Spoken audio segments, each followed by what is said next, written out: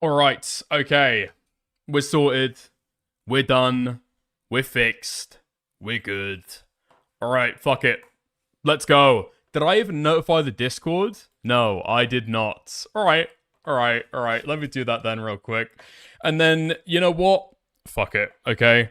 Enough faffing about trying to go through and try and find different bits and pieces. Jesus Christ. I'm like the real victim of Perez Hilton. Hilton. I don't know if somebody else. Apparently this guy used to try and make people fucking kill themselves. He's still doing it again today. He's doing a lot less direct. Okay. Nice. All right. Let's go for it. Okay, fuck it. Yeah, I think Foodshops uploaded her side of this a couple days ago, but then I never watched it, okay? This has been in the works for a little while. Let's have a gander at the debate that happened between Foodshops and Westside Tyler. Fuck it, let's go. I would say you're a very important attribute to the current DGG sphere. I would say you're probably critical. Would you say that you're like a common DGGer? I would say that you're pretty representative of the whole, right? You got a lot of friends I'm there? way above. I think I'm way above the common D here. Like miles above. I'm sorry that you're not 17. Why? Are you attracted to me, but like unfortunately I'm too old? I know. Do you like math rock? I don't know what happens during this debate. What did they even talk about? Did they talk about Destiny? I think eventually Tyler threatens to drown her. I don't know why though. Tyler? Yes. Oh my god, me too. Okay. It's the debate that Foodshops has been fucking gearing for the last several days though, so hopefully it's good. Fuck. You like math rock? Math rock. Fuck is this thing? Oh, So I know good. what's wrong. I need to. Fuck. There we go. Deactivate. Now it should work. Have you ever played Ace Combat? There we go. No. Oh. I saw the. Oh yeah, you do have guitars. You have guitars on the background. Yeah. Okay. Of course. I was listening to this underrated Japanese math rock band. I think it's called Low Pass. You should definitely listen. Take a listen. Yeah, seriously. Sure. They're really good. Like actually, yeah. Yeah. How are you doing? Good, good. How you doing? I'm doing fine. I'm doing good. I went out, got my meds, so I'm pretty happy about that.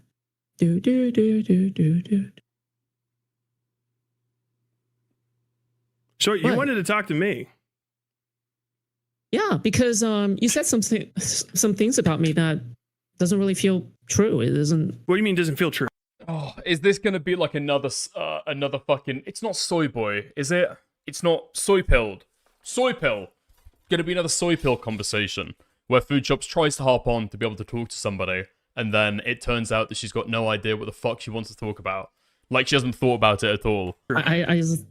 No, no, dude. Perez Hilton is a fucking cursed topic. That's what I've come to realize, alright? It just isn't true. Like for example, so by the way, I just want to make it very clear. Okay, as somebody who defends justified doxing, I fully agree with you. Like the thing about the political thing is that I think you can totally make an argument for like justified doxing. I don't necessarily disagree with that. But then afterwards, you began talking about how there are people who are being paid by Destiny and PAX and stuff like that. I don't belong under that category. I'm not paid What? by Steven. What are you talking I'm not about? paid by Steven. Okay. Tyler, I'm not paid by Steven. Okay. What are you? Did I say that? I'm not on the salary. You dox the person for no reason. What are you fucking talking about? I'm not, Tyler, I'm not paid by Destiny. Okay. Did I say that? You began talking about how people who deserve to be doxed are typically people who are paid under some political organization associated. Oh yeah, I saw this. And I obviously disavowed it. Doxing's bad. It's always bad, right? But I saw that Westside Tyler uploaded a video where he just goes through, and I'm fine saying he just reads out Foodshops docs. Which would be unhinged. Foodshops does spread the docs information of other people, right? That's true, but still, I don't know about my lines around that. But then I see that Foodshops has retweeted it. Not only has Foodshops retweeted it, she's then gone on to explain that she's already said her name before publicly. It's not private information. But she still calls it doxing because he was mean. Like, I sound like I'm giving the worst fucking retelling of this. Like, it's the most biased fucking retelling. Please don't tell me she's deleted that post. Has she? Oh, no. Here she is. Here she is.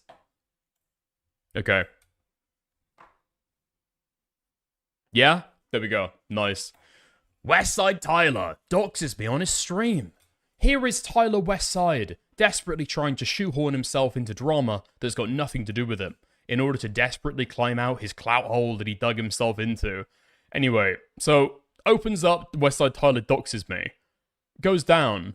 Another great educational moment for my viewers is that Tyler correctly demonstrates in real time how you can dox information that isn't necessarily private. Since I've said my full name on stream at some point, As long as there is malicious intent, there absolutely is, it would be considered doxing. What the fuck are we doing anymore? Like, we fucked around with the justification of doxing. I understand that. I understand the motives behind it, right? These guys are a fucking warpath and want to do whatever, like, deranged shit they can to anybody. But now saying somebody's name and also hating them is enough to fucking dox somebody. If you say Felix for PewDiePie when you call him a fucking Nazi, is that doxing? Is that doxing? If you say Hassan Piker when his screen name is actually Hassan RB, but you hate him, is that doxing? Totally retarded, unworkable stance. They will never apply to anything that they ever do. So fucking dumb, man. Jade I didn't say that. Anyway, whatever. Right? I've said this 1,000 times. That's literally. No, it's not literally. It's literally not, because you won't be able to find that clip. My literal rule that I restate all the fucking time is, if you make a single dollar off of talking about politics. Did Soul claim you doxed him because you called him Solomon IRL? No. Soul claimed that I doxed him because I said Solomon on stream. I said Solomon Skibbity on stream. And when I went to go and look, I was like, dude, wait, really? Okay, I can imagine that I have done that. Let me try and find the fucking clip, though. Go to my channel, Filmot it, type in Solomon. The first clip that I find, okay, the very first clip that I lay my eyes on is a clip of Soul referring to himself as Solomon Skibbity. That's what he was calling dox information. That's what he was talking about. Me repeating his words. That was doxing, apparently. America, or Tyler, if you talk about... Oh yeah, I saw that, actually, dude, to like, go on to Soul for a second. Didn't Soul call back into Foodshops for like a third or a fourth time the other day? I think he did, because I actually, no, I watched it. I did watch it off stream, actually. The reason why I can't remember it is because he didn't fucking say anything of interest at all. There was nothing about gay rape, there was nothing about, I don't know, him having sex with Hellben, you know.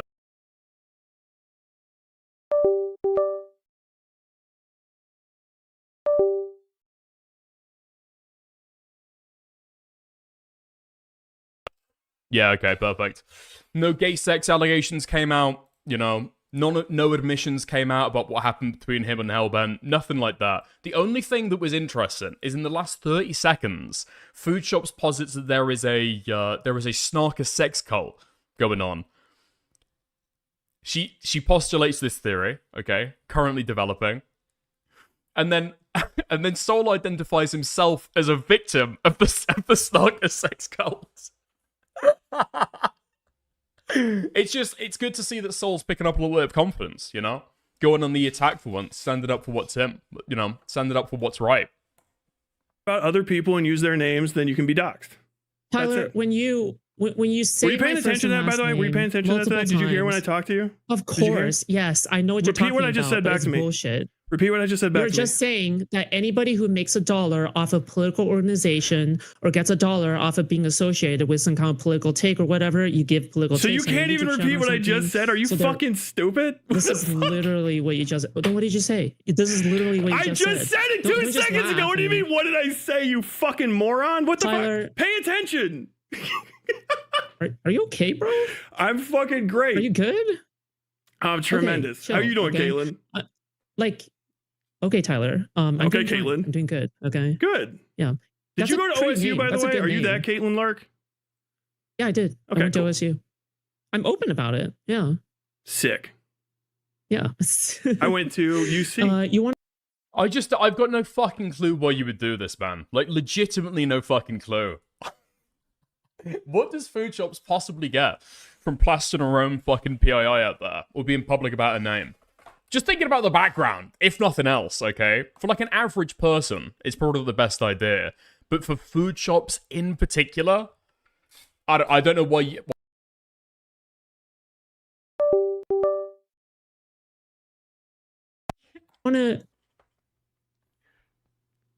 Yeah, I don't know why you're mixing pedophile allegations with your own docs information. Just south of there, University of Cincinnati.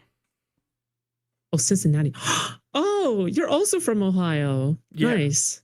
Yeah, sweet. I was actually born in California. She has nothing to lose? No, everyone has something to lose. What do you mean Foodshops has got nothing to lose? Foodshops' career essentially hangs on a fucking thread for as long as Destiny continues that she's like a good vehicle to be able to attack the people who hate him, right? That's Foodshops' utility in the world. She's got literally fucking everything to use. If Destiny tomorrow forgets about J-Stalk, forgets about Queeman, maybe he dies. I don't know, maybe he decides that he's going to go into like real politics, you know? Foodshops is gone tomorrow. And then she's just like a no viewer, doxed pedophile. Amazing. And I went to school in Ohio. Yeah, after getting several scholarships. Nice. Yeah. What'd you study? What did I study? Photojournalism. I studied computer science. Okay. Yeah, got a bachelor's. Mm-hmm. I can see you're doing well for yourself. Oh, I am. Yeah. I didn't really like the office work, so I'm straight. It's fun. It's great. It's fantastic. Oh man, I don't know if that's true either. I think I watched this on stream like a little bit ago, right? Foodshops apparently claims that she makes the exact same amount of money whether she's streaming to a core audience of 15 people or whether she's got a bunch of DGGs in there. So I don't think she is doing well for herself. I don't know. It's the problem with having like a lone audience from somebody else. You know what I mean? Oh my god. Like, the only benefit that she gets from association with Destiny is, like, maybe the $20 a stream of ad revenue. Except, I don't know if she... To be fair, the KPI is maybe pretty good. If she's got Kick going. That could be decent. We'll see how it goes, though. So you're living in the spoils of your conquest. That's a lie. She has no DGG embed this stream. And couldn't get past 90 viewers. That is particularly fucking rough. I'm pretty sure that Foodshops is deranked. I'm not totally sure about how their system for embeds works either, but I'm pretty sure that Foodshops is like deranked compared to other people. And so, fuck, is it that Persec guy? Anyway, there's a bunch of these like DGG orbiters, teeny tiny streamers, right? But there's one guy who just has like a Discord call in Darius's Discord server and then plays Valorant or something like that, and that's the stream, right? That's the stream. It's like a Discord call with gameplay in the background, nothing else going on, not trying to build anything or anything like that. Absolutely destroys Foodshops on viewership whenever he's streaming, because I'm pretty sure that all the DGGers, it just defaults to him. So go over to Foodshops, he's got like 150, even with the embed, and then he's riding high, playing Valorant in a Discord call with like 1,000 viewers. It's insane. I can see. I'm glad you got... Did you get rid of... No, you didn't yet. Right? Is that a Raid can? Is that Raid roach spray on the desk behind you? We were wondering.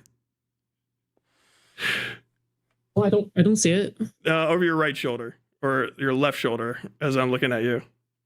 Black can. Oh, all the way in the back? Yeah. Yeah. Yeah, who cares? Is it roach spray? For roaches? Yeah. Who cares? Who cares? You just... Oh, fuck. Wait, is my Kick Chat and subscriber only mode? Okay, let's go and figure it out. Are you just here to snark or are we going to debate? I mean, this is what I came here for. I needed to know if that was roach spray or not. Now I know. Tyler, it's really funny. Tyler's really funny. Can I say the color scheme of your room, it looks like a fucking ashtray from the like 90s. Do you remember when they used to have What do you mean, fuck you? What do you mean, fuck you? I've got a shit ton of people over on Kick now coming through saying, fuck me. Fuck you.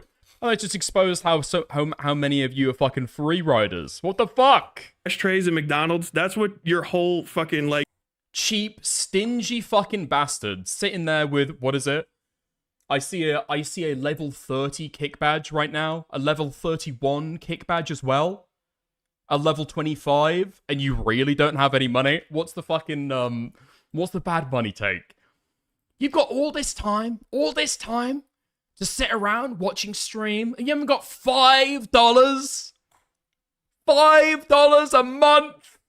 Some of you guys need to figure it out, okay? Like universe looks like. Tyler, that's actually a really good aesthetic, okay? The ashtray look from the 90s. I'm sorry that you don't appreciate it. It fits the Raid can, it fits the roach spray, I'll tell you that.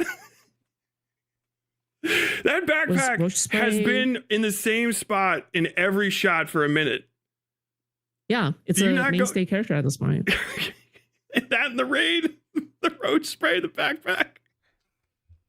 Tyler, do you think you're convincing when you're doing these fake laughs? Yes. Man, Foodshops set get up is just not improved very much, has it? I'm pretty sure that she used to have a toilet roll that used to be underneath her chair by a desk on her stream setup. That's the way that it used to be, and now she's upgraded, okay? She's officially become a DGG Orbiter. She's going up in the world, alright? Things are looking brighter for Foodshops. Everything's coming up foodie. And now instead of a toilet roll, she's got a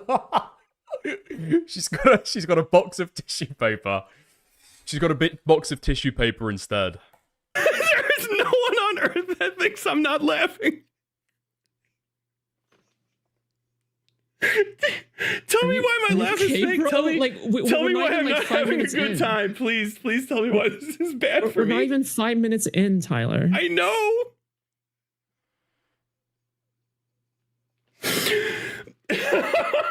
You good, bro? Do you need a minute? Awesome. No, okay, dude, start talking. Let's rock and roll. I'm in it. Do you need to wait now, or like, do you need to go and fucking and then come back or something? No, like, I'm not Destiny. I don't have to desk goon. Okay, if you say so. All right, I'm just. I do. I'm just worried for your health. Okay, I don't. That's a weird thing to say. I gotta make sure. Don't worry, there's no pictures of children, so you won't have to run away and get a desk goon either. Well, don't project your fantasies onto me. Okay? Those aren't mine. Those are you. You're the lolicon. You're the pedophile. Come on. Caitlin Lark the pedophile. Caitlin Lark the pedophile. Everybody knows. Caitlin Lark the pedophile. That's your fucking theme song. I just made it for you. You owe me $10 now. Are you good, bro? Like, if you want to karaoke, we can schedule karaoke for another night. Like, you could do. Will you do the song "Caitlin Lark the Pedophile" at karaoke night? Because that would be fucking awesome. I'm pretty sure that I saw a video from Westside Tyler like a little bit ago because I thought, fuck it, okay. Back off holiday, I missed shit tons of fucking DGG lore, and now a brand new character is entered into the fucking, somebody's written Tyler into this fucking narrative. Like, fuck it, okay, let's go and have a gander. I see one video for him giving advice to DGG officers, saying, listen, okay, while you're doing this crazy shit, while you're acting like Destiny, nobody's gonna take you serious, man. Nobody's gonna take you serious, man.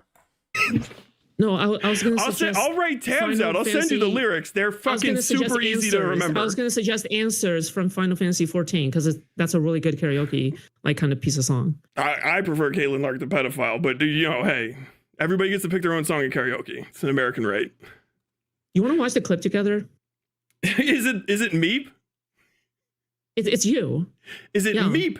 The Meep clip. Meep? Sunday's Meep clip. It's his favorite clip. It's not. No, it's not. It's the one where you doxed me and then you made your reasoning afterwards. Oh, sure. I don't give a fuck. Yeah. Okay, so I got a link right here. Are you good, bro? Yes. Do you need a minute? Can I just tell you? Are we going to get to the clip? Are we going to get to the clip? I don't really normally put it in the rules because I assume most people aren't pedophiles. But if you just are a pedophile, I feel like you should be doxxed. Like, you're just like saying that you want to have a 12-year-old girl wrapped around you and shit. You just need to have your name out there so people know to avoid you. This is like DGG meeting their fucking match as well. Because I obviously disagree with like both stances on doxing here. Okay, let's get out the fucking way. But this is absolutely DGG meeting their fucking match. If you talk about somebody in a mean way online for a long period of time, your information needs to be out there. Your address, your name, everything needs to be plastered online. People need to know who they're talking, who they're hearing. And then Westside Tyler comes in. If you were talking about politics online, have you ever heard of Meg?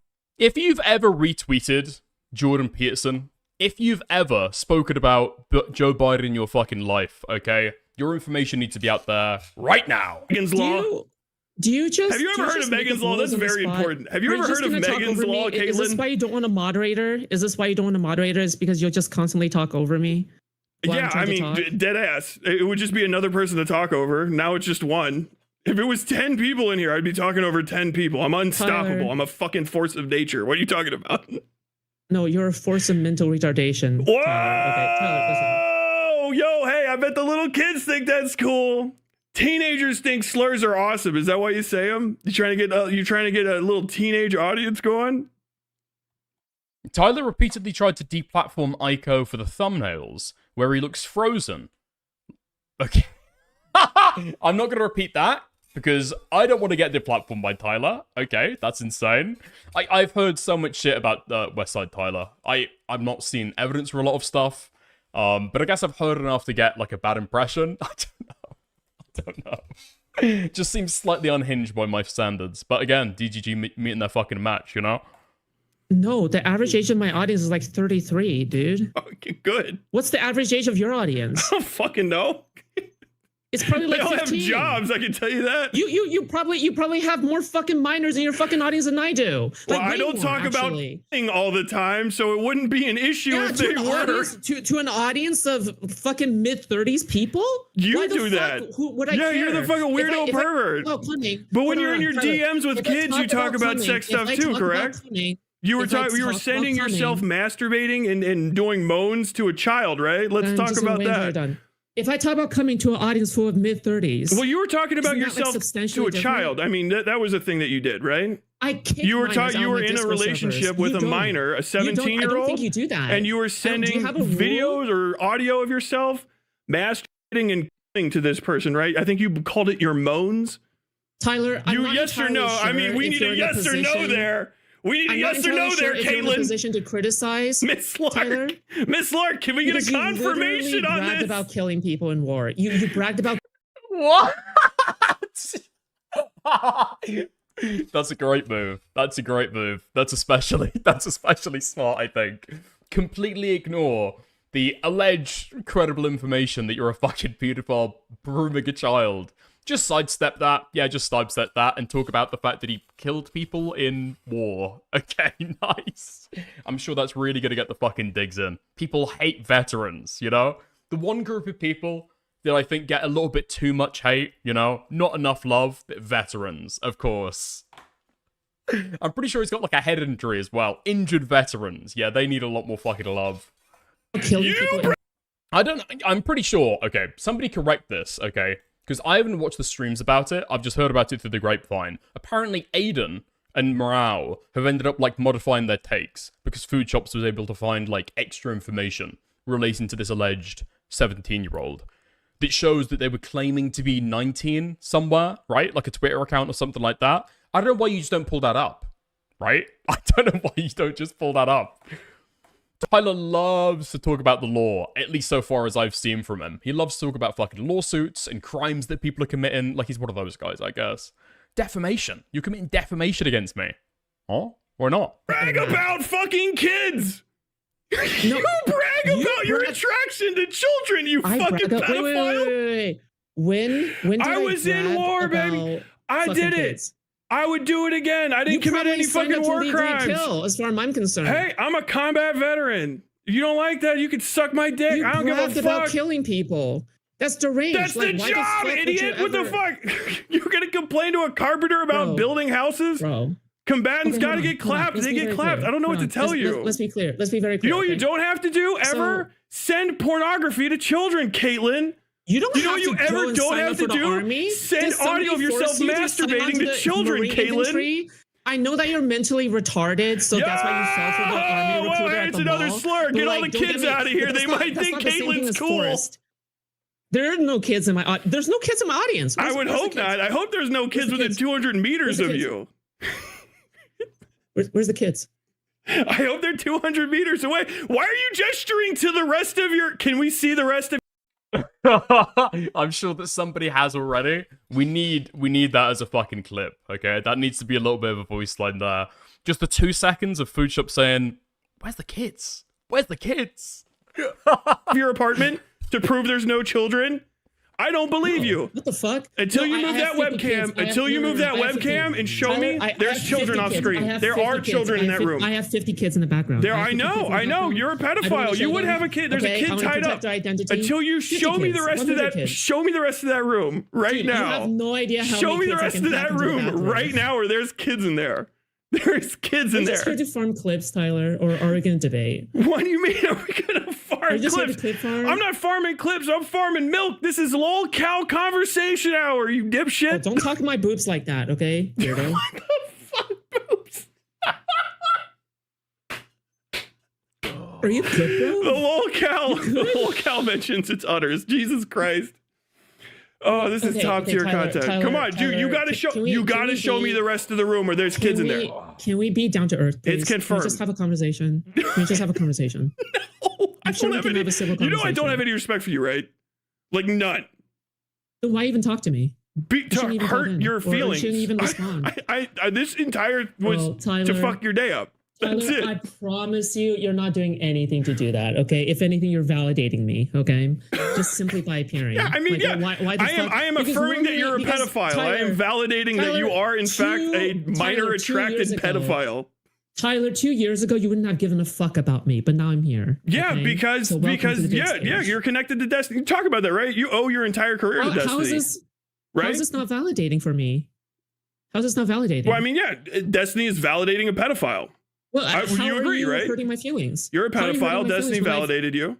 He gave you a career. You're not talented otherwise. Years. You make a lot of videos I've heard that nobody would watch, but once you start making DGG slop, they tune in. And once you start defending pedophilia and like other kind of sex abuse actions, mean being good at content creation, something that is foreign to you, something that is completely foreign to you, being good at content creation. I do. My channels are all bigger than yours. Build bridges and get the attention of a larger content creator. I get the attention of larger content creators all the time, and then I fuck their shit up. You should go back to the.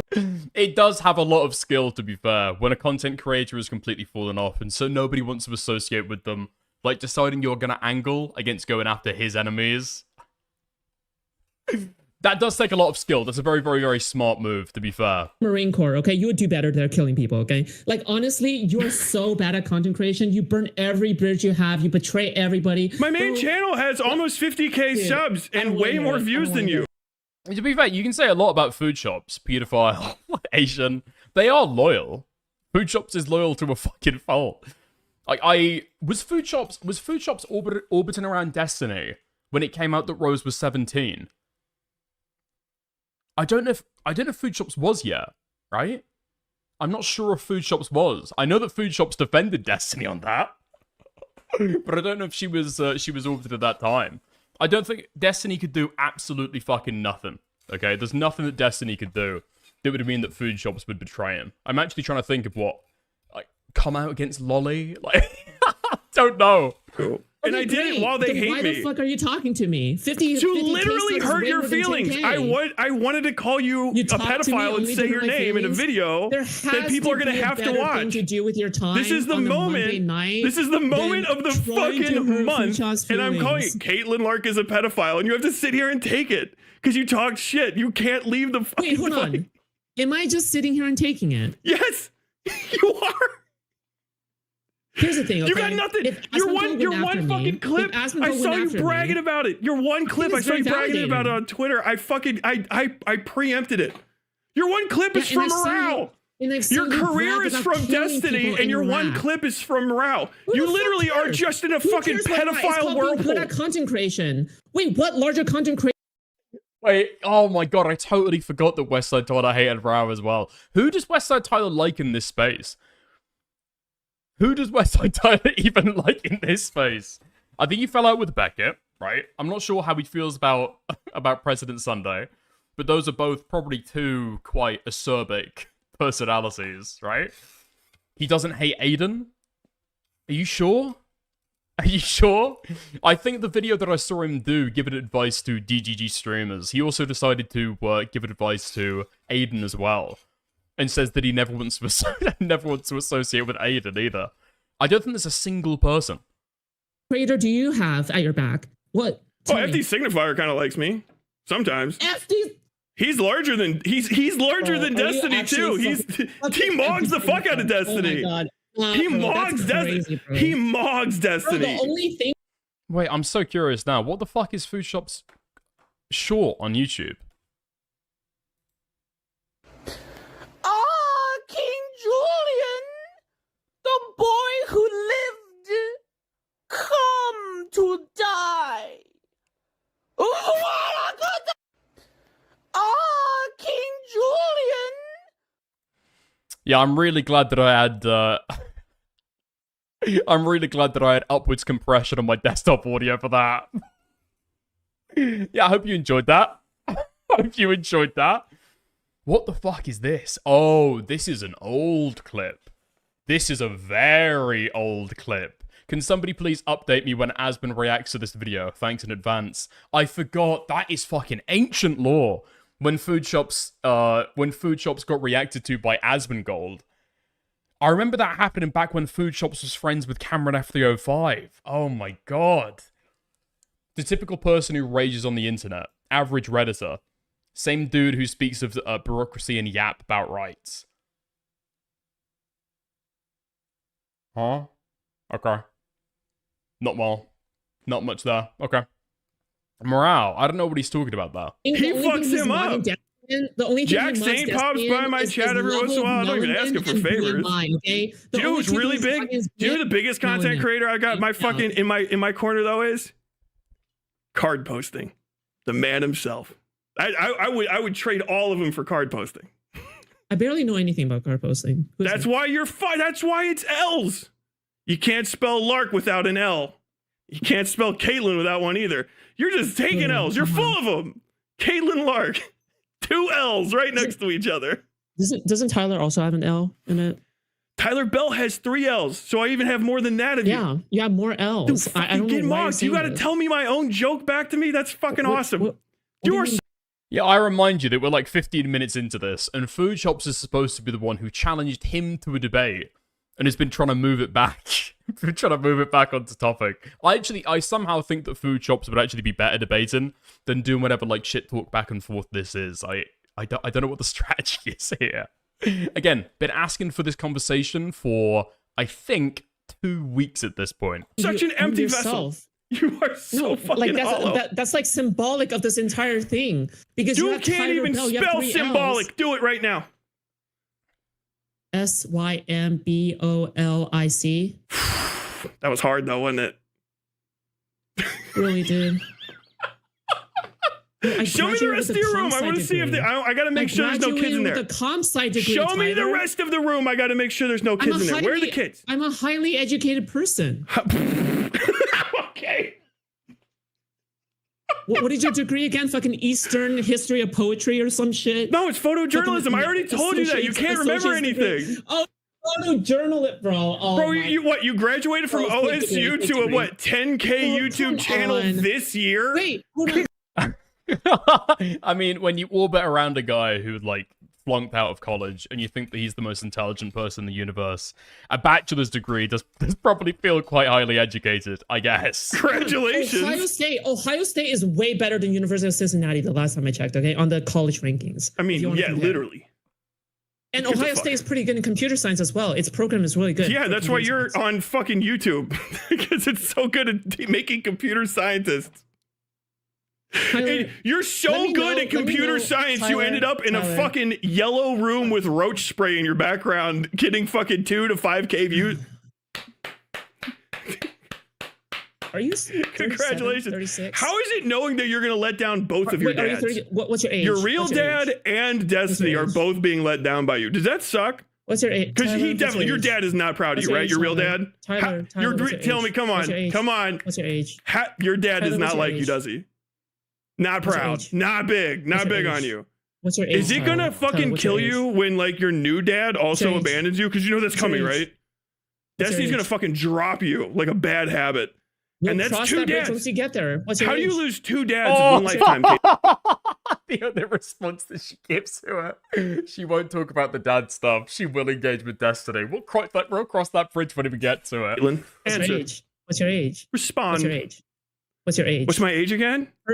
How many dads are you going to lose in one lifetime, Caitlin? Is that rough? At least I aim for 49 at the very least, okay? What's your age? You're about to get 2. What's your age? I answered your question. I'm 38.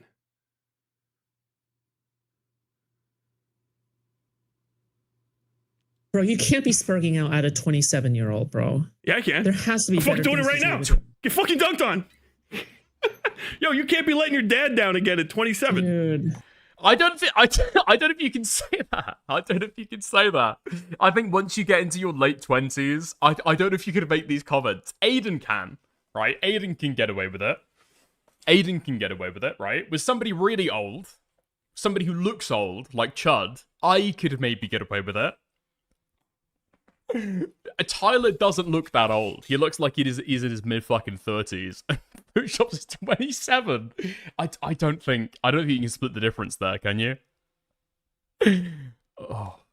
Every year you're gonna fail your dad. Oh, come on, which one's 38 when fucking Destiny dumps you by the roadside? Are you okay, dude? And you're alone again. Who's next? Dude, where do you go from there? Where does Caitlin Lark, the pedophile, 40. go after the new dad dumps her?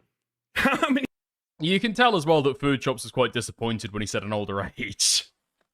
Probably works better as a joke, which might confuse you, but she's just got a habit. It's Pavlovian conditioning. When it's older than she thinks. Very disappointing. Very disappointed indeed. How many people do you have left? Could you go home if YouTubing from Roach Apartment fails? Could you go home? Do you have anywhere, or is it just like a fucking Walmart parking lot? After this, or do you have like a computer science job? Do people trust you to fucking like type? Bro, Tyler. It's rough. Listen, okay, it's rough. I'm gonna say real quick. I'm only pointing this out because Foodshops is like bragging about her qualifications and bragging about having a computer science degree. Foodshops, when they took a break from streaming for like a year and then came back, worked as a fucking mailman. Or, a mail delivery person. No. No. Trans, Asian, pedophile, and you're not even good at computer science? That's usually the only good upside. Are you good, man? Like, dude, yeah, seriously. Dude, I'm fine. Dude, I need to know about you. Dude, I don't think you're well, bro. I'm gonna be totally honest with you. Now, that's a fake laugh. Like, that's a good one. Because it stops immediately. That's how you know it's fake. If I was fake laughing, I would be fake laughing the entire time. You keep cutting you off. Bro, are you good, bro? I'm great. This is the best day of my life. I got you a fucking week ago. Dude, who's next, man? Wait, hold on. This is fucking great. This is the best day of your life? That's rough, bro. I mean, content-wise, really this is pretty tremendous. This is funny as fuck. This is the biggest day of your life for content? I mean, like, for, like, talking... No, actually, no, you're right. Your record must be C-Space is infinite. Shit. C-Space is eternal. Shout out Lyle the bird pervert. You just snitched on yourself, bro. You just fucking admitted it, bro. Come on, bro. Really, this day is the day that is the best day for content for your life. No, you're right. You're not as fun as Lyle the bird pervert. There was one person. Hey, actually, what the fuck? Mr. Bell. Who is your favorite pony from My Little Pony? We got to know. Lyle's in the audience. He needs to know who's your favorite pony from My Little Pony. Be honest. I know you know because you were fucking. I'm not a fan of My Little Pony. That's a fucking lie. That cannot be true. Bro, come on. Dude, I know. I can see it. I can see your phrenology. It's either My Little Pony or Sonic. Which one? I'm not So Westside Tyler, for him, it's way too much. Okay, way too far to call somebody retard. That's very, very inappropriate. Now he's delving into fucking racial science halfway through the debate. Gonna get out his calipers, stop measuring the fucking screen, consulted his charts. I'm not a big fan of Sonic either. You said that with a liar's heart. I want you to know that. You said that with a liar's heart. Tyler, I came here expecting a debate, and I got this clown show. I don't know why the fuck I treated you like shit. I don't think I've ever been more disrespectful to someone trying to call it. You're trying to big dog, and I don't know if I'll be there. I called you and you fucking answered because you got nothing else to do. I told you when to fucking be next to the phone, and you sat there. You fucking sat there and waited. You're not even old enough for me to date. Like shit, and you fucking took it. You lack consciousness. You don't even have emergent thought, Tyler. Sure, Tyler, you're very stupid. Tyler, President Sunday was right. You're extremely, extremely stupid. President Sunday was right. Oh, dude, get Caitlin the fuck out of DGG. She said, "Fuck, President Sunday was right." Congrats, Sunday. You made it. Foodshops is on your side. What better endorsement will you ever get? Tyler, to be fair, to be fair. it's not like I shy away from like kid like fandoms or anything like that, right? Are we like, going back to Deltarune, Undertale? What? What?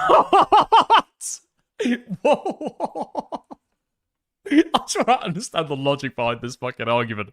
Maybe we're gonna get there. I don't shy away from kid-based fandom. Tyler, to be fair, it's not like I shy away from like kid like fandoms or anything like that, right? Are we like, going back to Deltarune, Undertale, Steven Universe? I was a fan of all of these, but you managed to pick the two fandoms that I'm not a part of. Those are sus like, you're not even too. researching my history correctly. I talk about Deltarune theory videos all the fucking time. Sorry, I got distracted by all the time you talking about fucking kids and shit. I was like, it threw me. Are you okay? People don't typically think about that all the time. I know. It's weird that you do. It's I don't know how you have so many clips of you saying unfathomably sus shit. You literally just said you're a pedophile. Like, that's a crazy clip. You just say you're a pedophile twice in a row. Respond. Do you respond, think Caitlin? The thing that people say to me for 3 years is going to work on me in all the call-ins and all the debates I've had? Yes. I know it hurts you. I can see your face. I know I'm fucking causing physical discomfort in your soul. It's awesome. This blush is makeup. It's not. I said your eyes, like the cheeks, eyes, soul. Hey, by the way, Tyler, what's your opinions on my colored contacts? What do you think, Tyler? I don't give a fuck. Wait, Tyler, do you think I'm pretty? No. Oh, you have dog shit bangs. Can we talk about that? Who the fuck fucked your hair up? Oh, I think it grew out. Grew out of what? A fucking weed whacker? You look like somebody fucking set your shit on fire. Did you cut your hair by spraying the roach spray and catching it like Tyler? Is that how you cut? Is that how you got them fuck up bangs? You look like if somebody tried to draw Richard Spencer from memory. Bro, you look like Walmart Richard Spencer. Okay. You're Richard Spencer. Look at you. Wait, where is the Foodshops VOD that this came from? There is no way that Foodshops came up with that herself. There is absolutely zero way that Foodshops came up with that herself. That was taken from Kick Chat. Wait, hold on. Do we even need to look down? Let's look down. Let's have a look at what Foodshops is looking at when she said that. Catching it like Tyler. Is that how you cut? Is that how you cut your grew out of what? A fucking weed whacker? You look like somebody fucking set your shit on fire. Did you cut your hair by spraying the roach spray and catching it like Tyler? Is that how you cut? Is that how you got them fuck up bangs? You look like if somebody tried to draw Richard Spencer from memory. Bro, you look like Walmart Richard Spencer. Okay. I've got no evidence that Foodshops took that from chat, just with my experience of Foodshops, okay? 100%. Like 110%. Okay, look at you. Oh, that's a Destiny line. Wait, Destiny came up with that. Oh, okay. I can believe that, actually. Why? I'm not. You look like you cut your hair with fucking burning roach spray. Are we gonna have a debate, or are we just gonna have blood spores? It's so cringe. On what? Again, if we're not having a debate yet, that means you're just like, yeah, you're not debating if you're a pedophile or not. I guess that's just in the clear. Yes. A 27-year-old, okay? You're not young. Why do you keep saying you're not young? You're old. You're an old crone.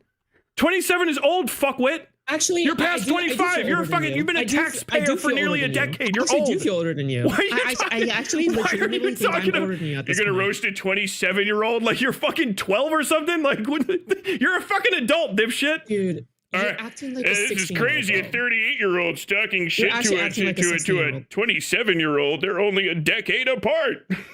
What the fuck?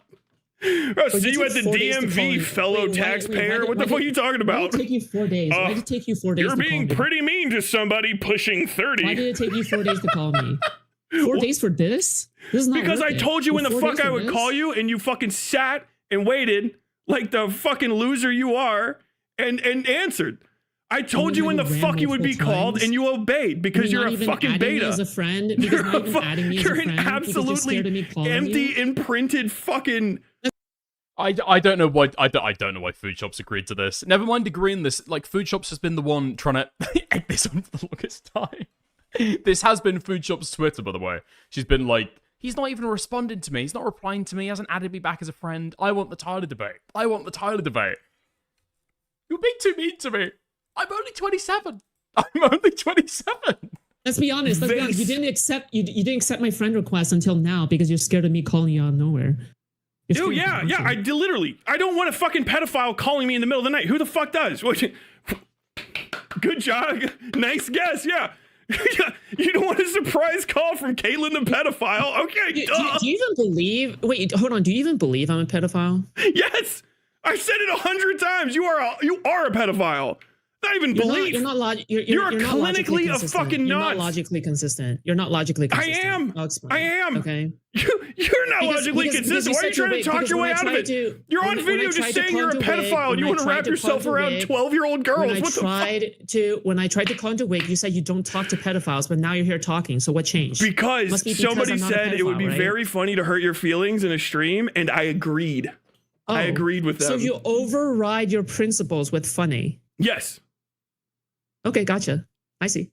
Yeah, dude, fucking for the lulz. Why should anybody take you seriously? Then, would you get on a fucking call with a pedophile? Wait, what is food? How can anybody take you seriously, Tyler? How can anybody take you seriously? You're talking to a pedophile right now. You're having a conversation with a pedophile, Tyler. You do realize who you're talking to. I'll to torture them for the lulz? Yes. I've been on the internet for 5 minutes. I would do it for the lulz. You're the one who vindicated me from the pedophile label, right? No, I'm not. You're not vindicated. Yes, you're a fucking pedophile, Caitlin. You said, Caitlin, you are a pedophile. You said I am a pedophile. You are a pedophile. You're on fucking video. You said you don't talk to pedophiles, and now you're here, which means I'm not a pedophile. No, that's not how that works. You're a pedophile. I'm just using your own logic. You still got to talk to pedophiles. How are you gonna tell them to fucking neck? It's not a permanent thing. What I really meant was I don't platform pedophiles. But also, I just wanted to fucking boss Wick around.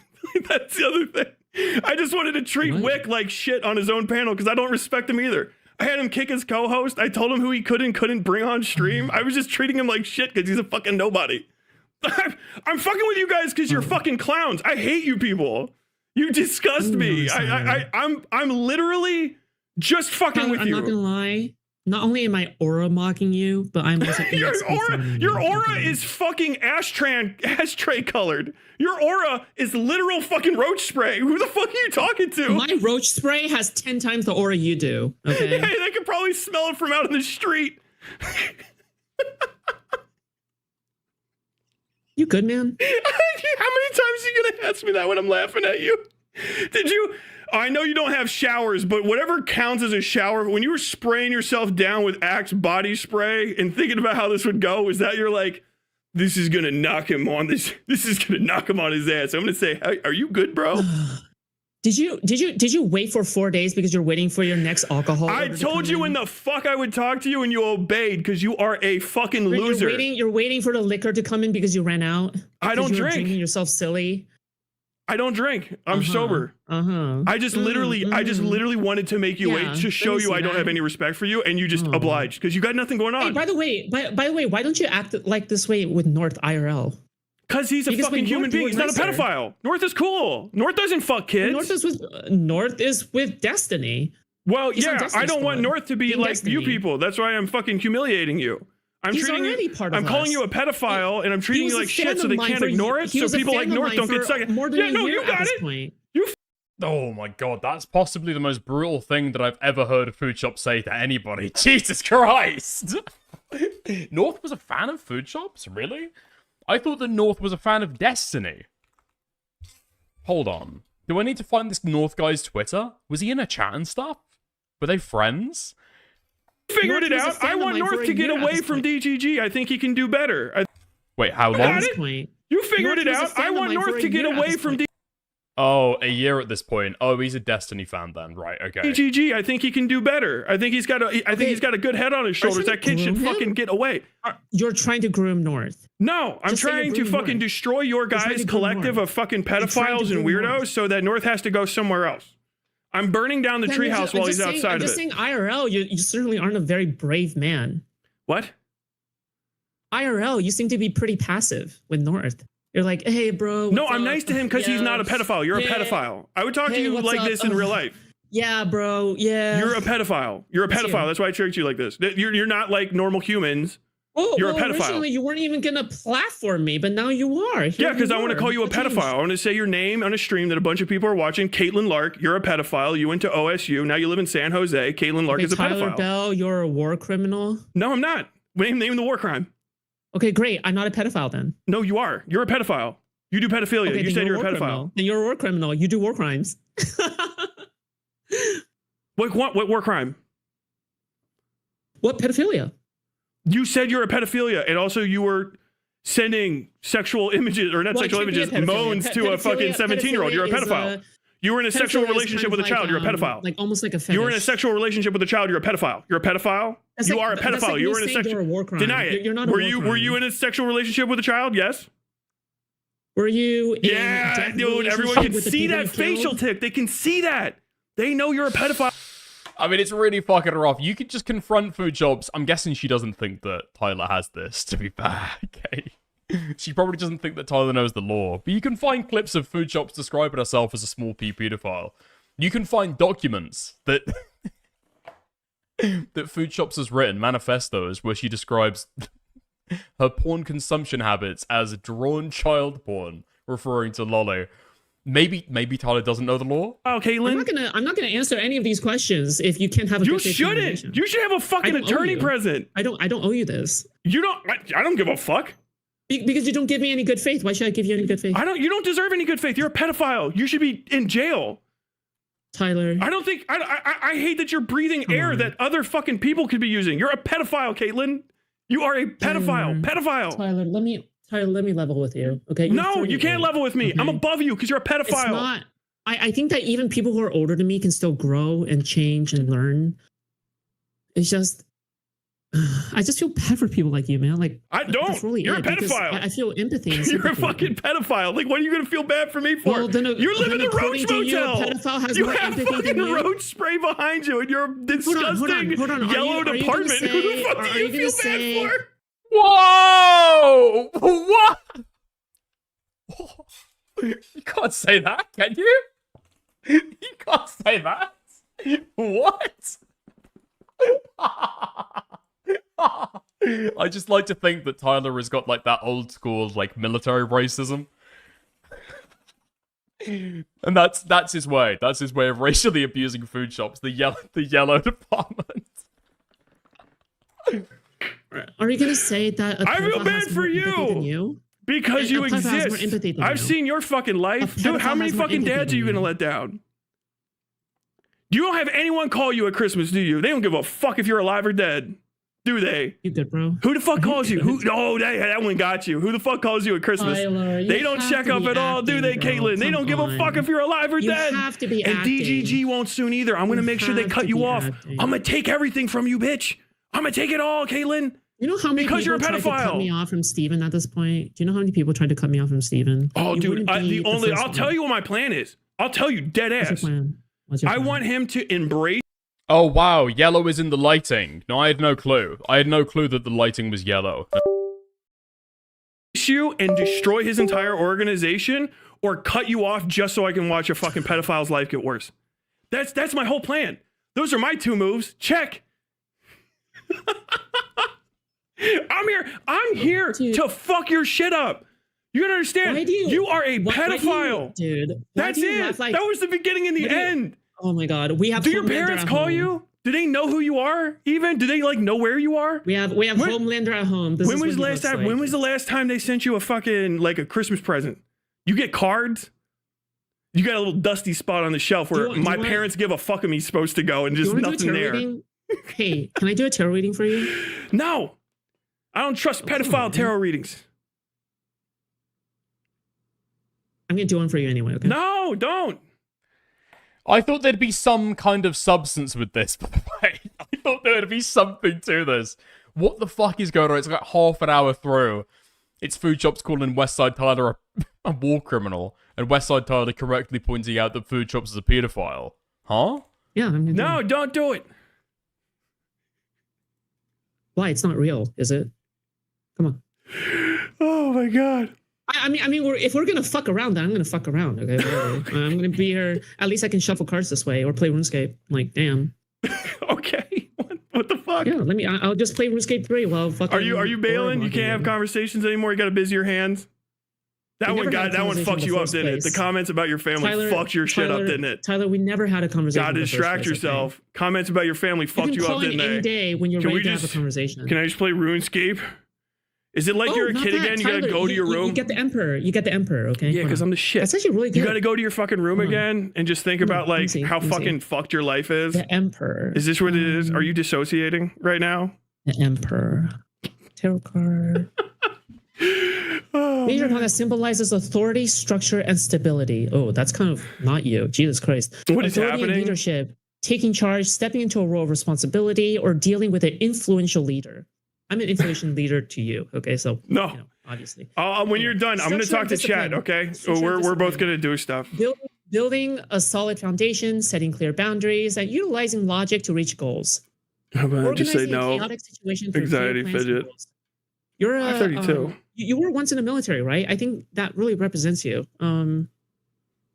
Ooh, Queen of Wands as your reverse card. Let me take a look. Her family knows they do the smart thing and stay away. Why did she even agree to this? Chat wants to know why you agreed to this. I'll turn you back up.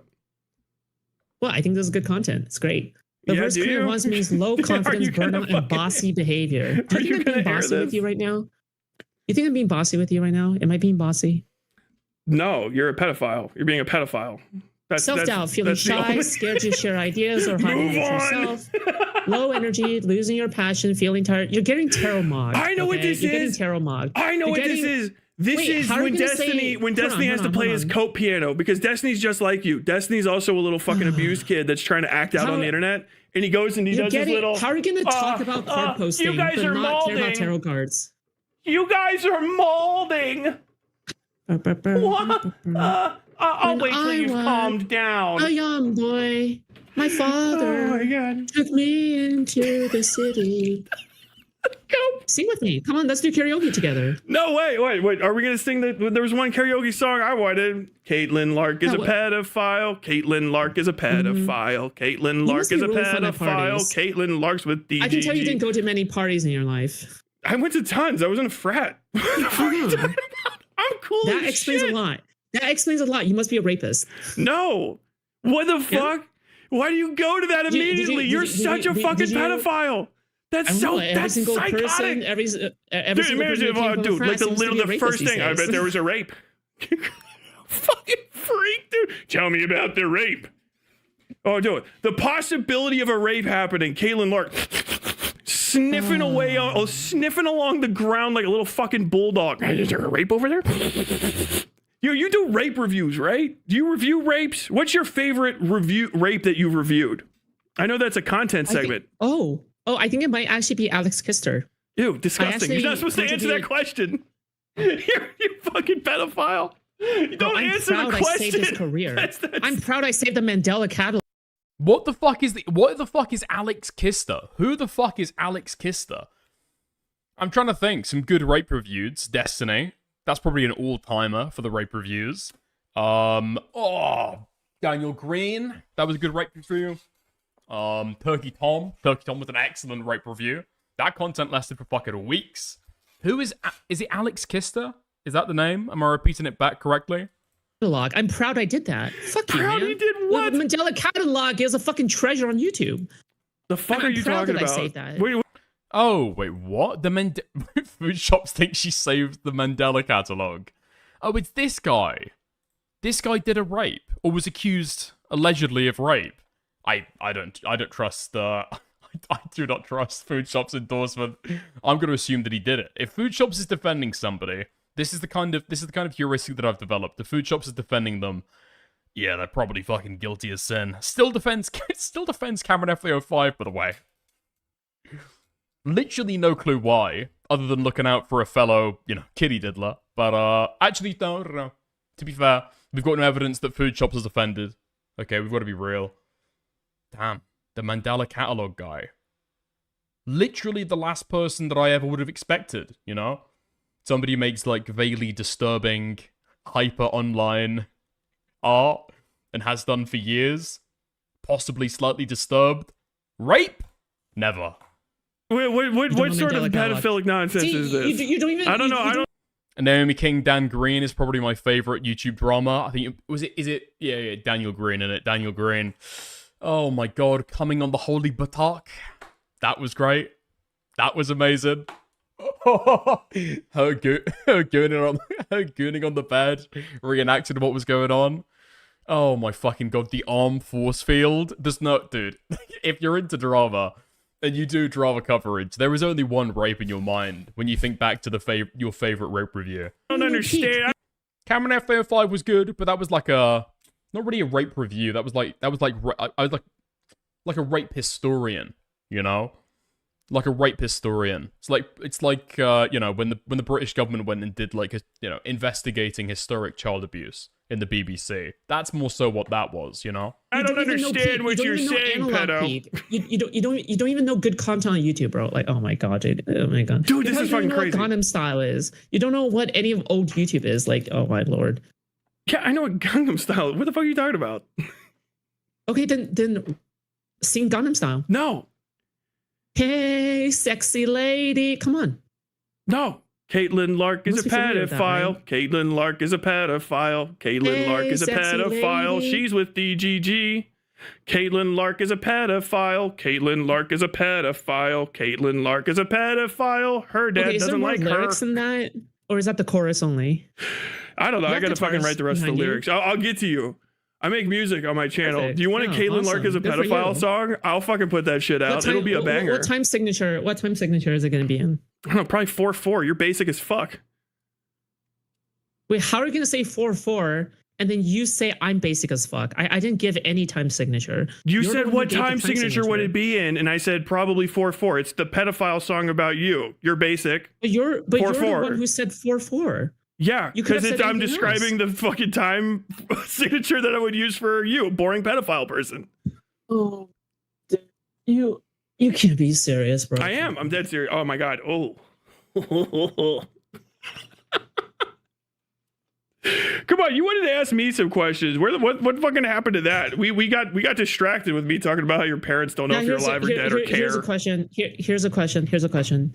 Have you ever took the Mensa IQ test? What's your score? No. Why the fuck would I do that? I'm dumb as shit. Do it. Yeah, I'm a fucking idiot. I don't need to prove that. Okay, I know. Okay. How very cool. Did you take it? Did you take it? Did it come out pedophile living in the Roach Motel? What number gets you? What number gets you yellowed curtains roach spray? That's not a number. That's not a number. Tyler.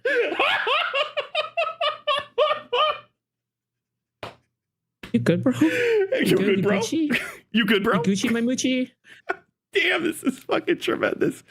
So Destiny put you on anyway. Destiny put you on, right? Down low, chill, man. Let's just chill out. Destiny put you on. Why do you think he did that? What's good about you? What do you bring to DGG? I mean, I'm mogging you right now. What? No. What do you bring? I'm just getting here. What about before then? I know you just got here. Your mind is catching up. No, but what do you bring to DGG? Why do you have any value? Late, huh? Why do you have any value to DGG? Like, what do you do? What do you know about? Are you good at politics or something? Do you know about politics? Pretty entertaining. This is pretty entertaining. Am I right? How many people are in the Senate? 100. How many people are in the House of Representatives? I think 252 or 282, 272. It's you. Why are you in DGG? What good are you? Bro, I don't even talk about politics. Why are you asking me these questions if I don't talk about politics? DGG is a political community. So what value do you have to DGG if you don't talk about politics? As if I don't cover drama in the DGG sphere. Come on, man. What kind of drama? So like rape reviews and stuff? Why would Destiny need a rape reviewer all of a sudden? Why would Destiny need a pedophile rape reviewer? Because sometimes you need one. Yeah, I agree. I would say you're a very important attribute to the current DGG sphere. I would say you're probably critical. Would you say that you're like a common DGGer? I would say that you're pretty representative of the whole, right? You got a lot of friends there. I think I'm way above the common DGGer, like miles above. You're like an apex DGGer. You're the apotheosis of GG. I'm not even a DGGer. I graduated from DGG. I don't think you did.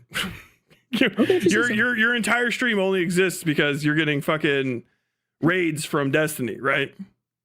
Like you weren't getting shit, like 200-300 views a video. What made you choose journalism photography as your major? Immediate pivot. I am the best TGG is a hell of a fucking line as well. You know, the rest of the Destiny fans, they defend CSAM retention because, well, they have to. You know, they're friends of Destiny. They've invested way too much time in this shit. They have to. I do it for the love of the game. I do it because I believe it. I like taking pictures. That doesn't pay well. It doesn't. Stupid fucking question. That doesn't. Why aren't you doing that right now? I did. You Literally, fucking cameras were going on. What the fuck are you talking about? Look at me journaling this photo. It requires a fucking bachelor's degree to do this. No, it's a First Amendment right. But you can also just do it. The fuck are you talking about? Why aren't you doing computer science? What? I got laid off. Oh, there are a lot of eye darting around there. I got laid off. Yeah, okay. I got laid off? Yeah. I got $27,000 in severance pay. Yeah, where did that go? To the fucking roach spray? I went to content creation. I'm not seeing the money on the screen, Caitlin. Where the fuck is that? Why would I use $27,000 on the mansion? The fuck? What on the screen, fancy. Idiot? What the fuck? Obviously, I'm gonna use it. Are you actually on? Are you actually on drugs? What the fuck? No one said the word mansion at all. 27. What? I'm explaining where I'm using the $27,000. You're just not listening. When did you get laid off? From where? I mean, just believe what you want, man. Just believe. I believe that you're a pedophile that lives alone. I don't think that this is true. Wait, so if this is true, let me have a gander. Fucking hell. Let's figure this shit out then. Foodshops YouTube channel. Okay? Let's go and have a look. If we go to some of the oldest content, how long was the break for? J-Stalk, the worm tongue of Destiny's orbit. Damn, this is very fucking old. Here we are. Why I'm quitting content creation. Why I am quitting content creation. Okay. Number one. All right. Oh my. To be fair, looking back, it's even fucking rougher. Oh my god.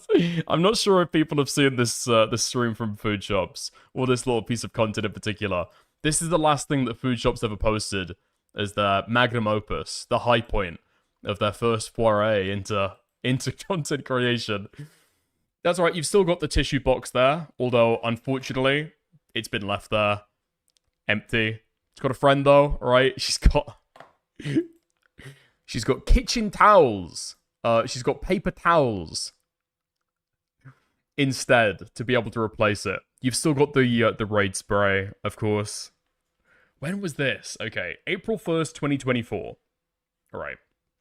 So Foodshops, I think, is doing full-time content creation at that point, right? And then comes back when? Why Destiny's friendships aren't immoral. The Destiny situation is crazy. I thought that a lot of this got held back. Okay, let's have a gander at this one then. What's the date? Is Foodshops done? They're ready. I want to call them. Yeah, Foodshops. Mm-hmm. Okay, so that's the start of 2025. So for 9 months, Foodshops took a break from content creation. And I believe when they came back, they said that they'd been working as a mailman. That's what got them through. So Foodshops was trying and failing at content creation, while she was also working at a tech firm, got fired from her tech job, then went full-time into content creation, then quit, became a mailman, and then returned? Is that the timeline? A mailman? I know. In a fucking apartment and you couldn't get a job because you're stupid as fuck. I think that you tried to do internet prostitution and you ended up in the next best thing because you're too fucking ugly to get paid to be a hooker. I worked 2 years in computer science. Because I used to see you fucking used to masturbate on Twitter for money, right?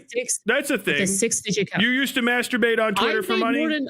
I made more than $1,000 a month off of that shit. Can you do that? Well, that's a common other job for, you're doing great at computer engineering. Let's make another $1,000 and masturbate on Twitter. Who say no to money? Who the fuck is gonna say no to money? So you were an internet prostitute, but that's done. That's over. You don't make any internet prostitute money. You just hang out with Destiny, a guy that's a guy with a certain special set of interests that everybody knows about. You said in that video that we just watched that he's your ex. Did you ever fuck Destiny? Hold on. Have you fucked Destiny? Would you? Wait, why do you care about me masturbating? It's disgusting. But why do you bring it up? Because you were a prostitute on the internet. We're trying to establish how you make your money. Why are you sexually harassing me? I'm not sexually harassing you. That's your job. Okay, you said it was your job. If you say so. You paid money to do it, right? I wasn't the first one to bring it up. I wasn't the first one in this conversation to bring it up. You're the one who brought it up. I don't know why. Kind of sus. Because you were trying to say that you have $27,000 to live in the Roach Motel, and I think that you're a prostitute. I've noticed a trend. That's sexually harassing you. That's your fucking occupation. I've noticed how all my I think that you're an underpaid and undervalued prostitute, and that's why you live in the Roach Motel. All of them are bisexual. I'm doing basic addition here. What are you talking about? They're white boys. They're white boys typically as well. They're all chasers. Like, how do you know that you don't fit the pattern here? Oh, because the only thing I would be chasing you with is a bucket of water so I could see the bubbles.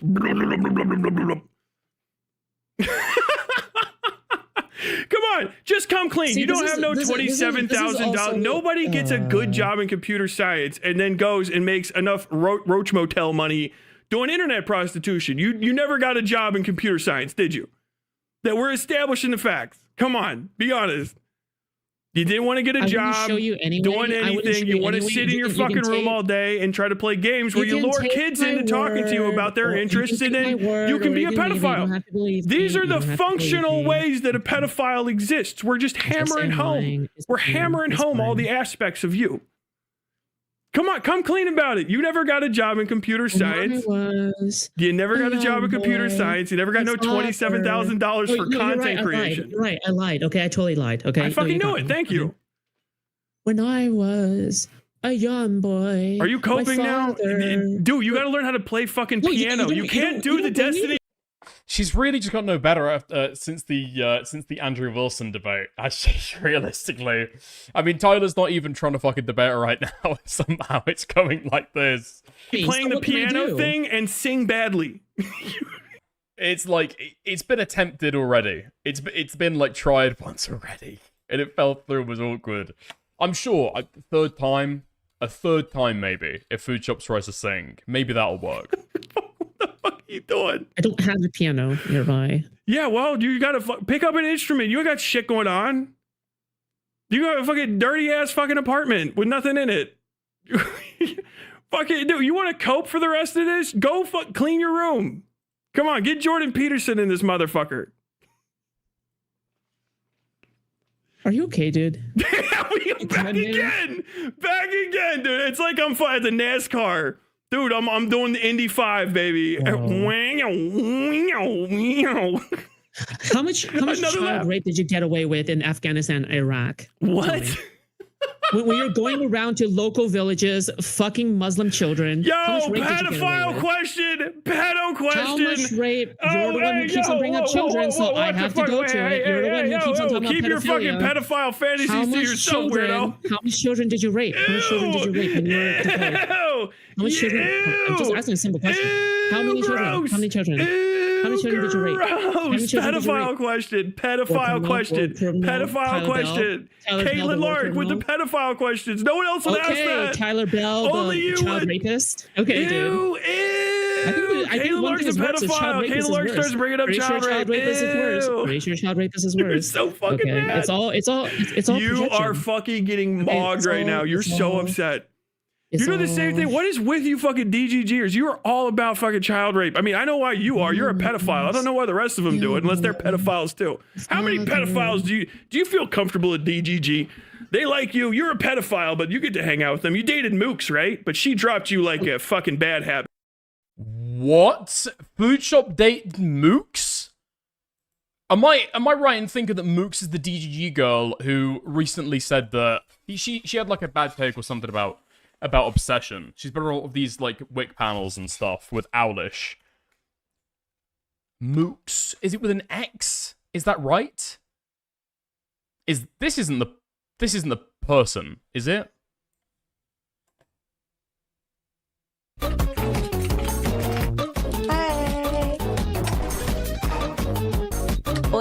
most famous massage streamer in the world. My other makeup stuff. Dude, fucking Zugami was telling me that I should get argan oil for my hair. She has like really curly hair too, and she uses argan oil and it looks good. So I mean, I guess I'm not surprised that this girl dates pedophiles. I guess. This girl is poly. Well, that's like the least surprising thing of this entire fucking get-up, okay? That's the least surprising thing. Jesus Christ. Darius Pimps Me Out featuring Peach and Emmy. Is she called Little Peach? Why? Sex worker, you go to wherever all the minions are, like, and then you go ahead, you find them, and then you become Gru, and then you go ahead and you take some, and then there's another Gru that exists. They take some of the minions. You have to be more like coy than that, or else you'll just get like shadow banned from every platform. Twitch. If she's having problems with like teasing, she's definitely not gonna be able to make content on TikTok that like hints at her sexual stuff. I'm really intimidated by the TikTok terms of service. Yeah, it's like it feels like everybody gets banned. Okay, right. So it's an uploaded segment from a fucking Darius stream. Amazing. My friends give me advice on my e-girl career. This is dark. This is demonic. This is dangerous shit, okay? But Mooks jumped you, right? You realize Moose is 25, right? Mooks dumped you though, right? That doesn't. No, really I don't care. I don't think that she's a child. I think that you're just unlovable. Mooks couldn't love you correctly. Mooks couldn't love you. Yes or no? Yes or no? Mooks couldn't love you. Can we answer? Did Mooks love you? What the fuck? What the fuck? Okay, hold on. I'm bringing down the screen just in case something happens.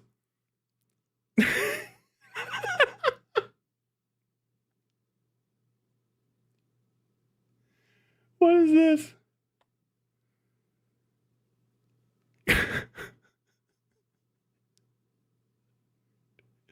Okay. You good, bro? I'm good. Meow. I can't wait to see what's inside. Can you? What did Tyler think that Foodshops was going to do? What, like pulling Aiden projects and fucking Moon right there on stream? Yes, hey, let's do a package opening stream. Let's do it. No. Can you tell me? Mooks couldn't love you, right? Mooks couldn't love you. Can you respond to that? You seem like you might be coping. That was like one of the only relationships with an adult like you've ever been in, correctly? I'm trying to see what I got. Come on, answer it. Mooks couldn't love you? Are you unlovable? Where's my sister? Was that your last chance? You're getting old. Like you're very old and you have no personality. I'm gonna use my hairpin to open this, okay? Okay, yeah. So Mooks couldn't love you, right? Is it because you're unlovable? Isn't this your parents ran out on you? All the kids are running from you. Thank God. Mooks left you. Mooks just dumped you like a fucking bad habit. That's rough. Is that depressing? Is Destiny ever gonna give you the fucking eye? Do you think Destiny's ever gonna fucking pay attention? Did you get dishonorably discharged? No, I got honorably discharged after 4 years. I'm the shit. Hey, when Mooks dumped you, how hard did it hurt? Did it like crush you? It feels like it did like some spiritual damage. My young boy, my father took me into the city. Come on, tell me, you guys got to go into your little fucking, you guys get to go into your little thing. You know what's great about that? I saw that.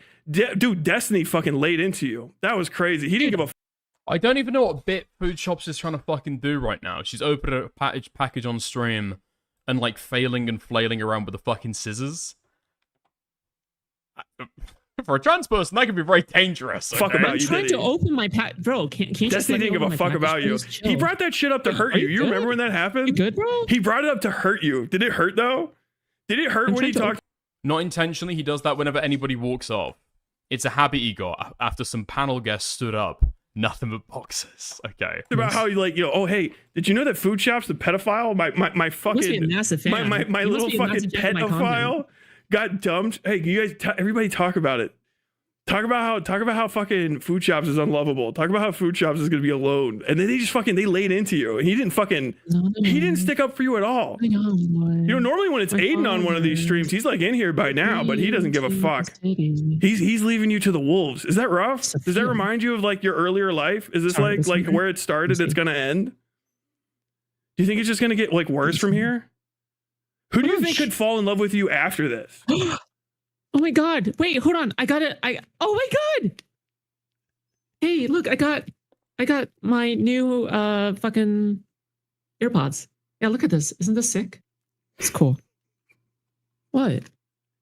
Come on, man. Come on, answer the question. There has to be some. Do you think you can be loved? Do you think that? Do you think that you can be loved? Answer the question. I want to know. There has to be some happiness in your life, Tyler. Come on. I'm unbelievably happy.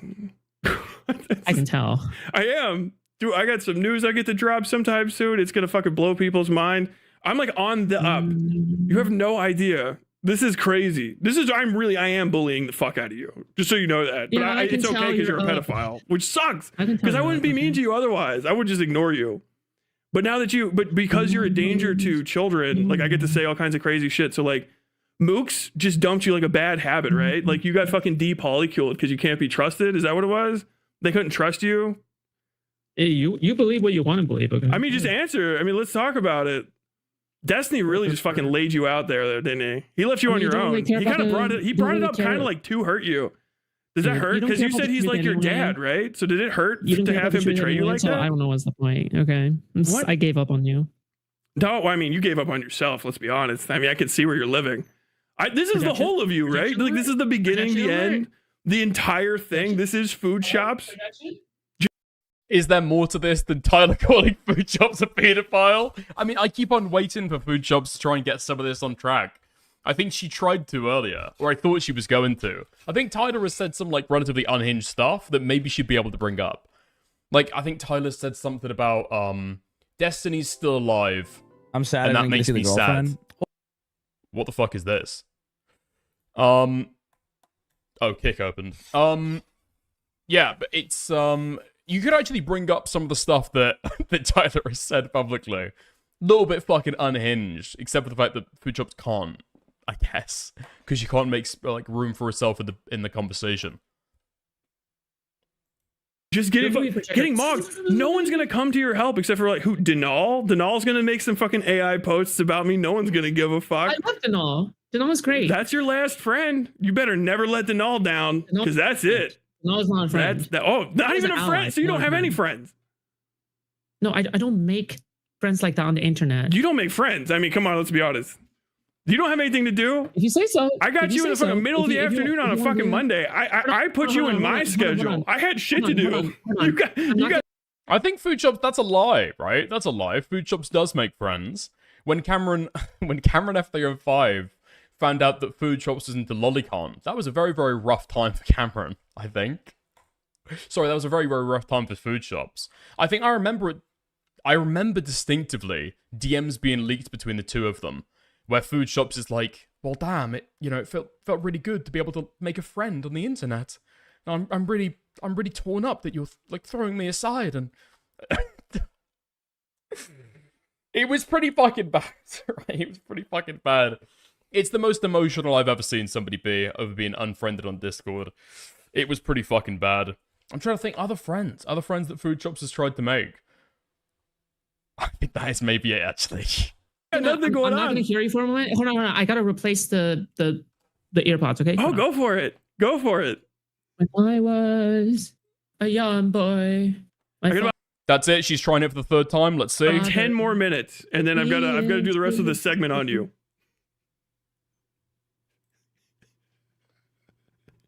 Is this gonna work? Come on. Answer the question. Oh, she can't hear me, can she? Oh, this is a newer model, I think. Can you say something? Yeah. I was wondering. Okay, good. It works great. Yeah. Sick. Mm-hmm. So, like, this is it, right? You know, like the end of it. What are you gonna do when Destiny dumps you? And what? When Destiny, like, dumps your shit? Because, I mean, Mooks did, right? You're basically out of the thing. Do you think they're going to let you, like, do DGG shit? Do you think they're going to let you ever do, like, the in-person meetups? Those are, like, the best part, right? Everybody's hero gets to fucking meet up together. You think they'd let you go to that? Did I go last time? I don't know. Did you?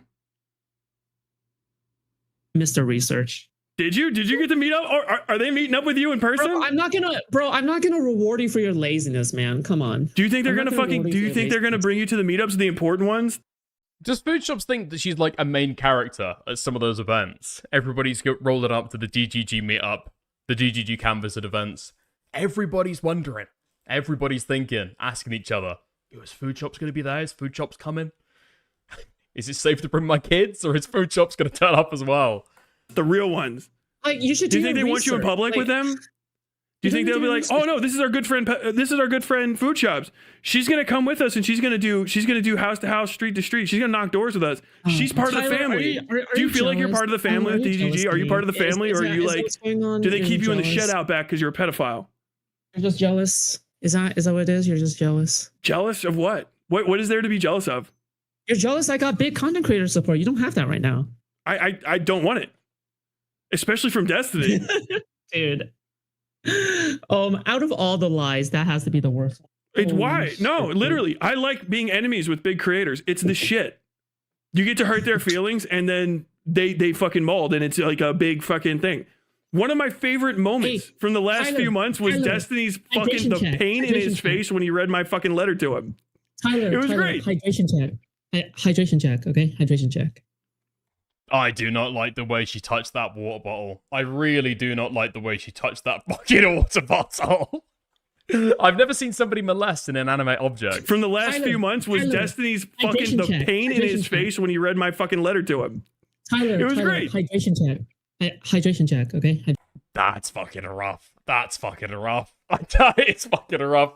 I don't know if I'm like imagining the hands as like fucking slightly clammy and sweaty and... Yeah, maybe, possibly, just maybe. Hydration check. Do a hydration check. Hydration check. I drank big water. Yes. But tell me. What I'm talking about. Do you think you're part of the DGG family? Do you think they'll like own you? Do you think that they'll let you out in public with them? The fuck? I don't care if they own me or not. I'm Why not not? Person. But do you think they would let you hang out? Like, do you think anyone's ever going to want to do in-person hangouts? Wait, what? Is Westside Tyler, who Lav married, or was that a different weirdo? I've not heard that little bit of lore before. Married? Lav married? I just remember she dumped the super rich wallet guy and got with some low-level YouTube commentary guy. What? When? First, don't tell Morale, okay? Second of all, when? Who? No, I know that Lav married the CFO of, was it Ridge Wallet? I'm pretty sure it's Ridge Wallet. I didn't realize that she got with some teeny tiny commentary guy. No, I don't think Lav is married to Tyler. That's not what I'd heard either. Huh? That's with Foodshops, the pedophile? You'll let me hang out. How do you not know this? What, did she got with some commentary guy? I'm not super plugged into the fucking DGG-verse, right? Especially not the people who exited the DGG-verse. I don't know. That's very, very niche. That's very niche information. I just choose not to. Oh yeah? When was the last time you got an invite? Like, literally the last time LibCon. Yeah, you got invited to LibCon? Really? Yeah, I got invited by Mooks. Yeah. Oh, by Mooks. Do you think they told Mooks that shouldn't happen? It's kind of crazy, Mooks inviting you to LibCon, right? Fuck? Yeah, we're friends.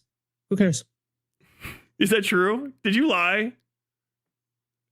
Wait, you think that after... Did you? Oh my god, you didn't lie, and like Mooks is gonna have to come out and say that she didn't invite you to LibCon. Yeah, we had some. Please, for the love of God, tell me they're not gonna have to have a struggle session where they're like, we didn't invite Foodshops, because that would fucking kill somebody.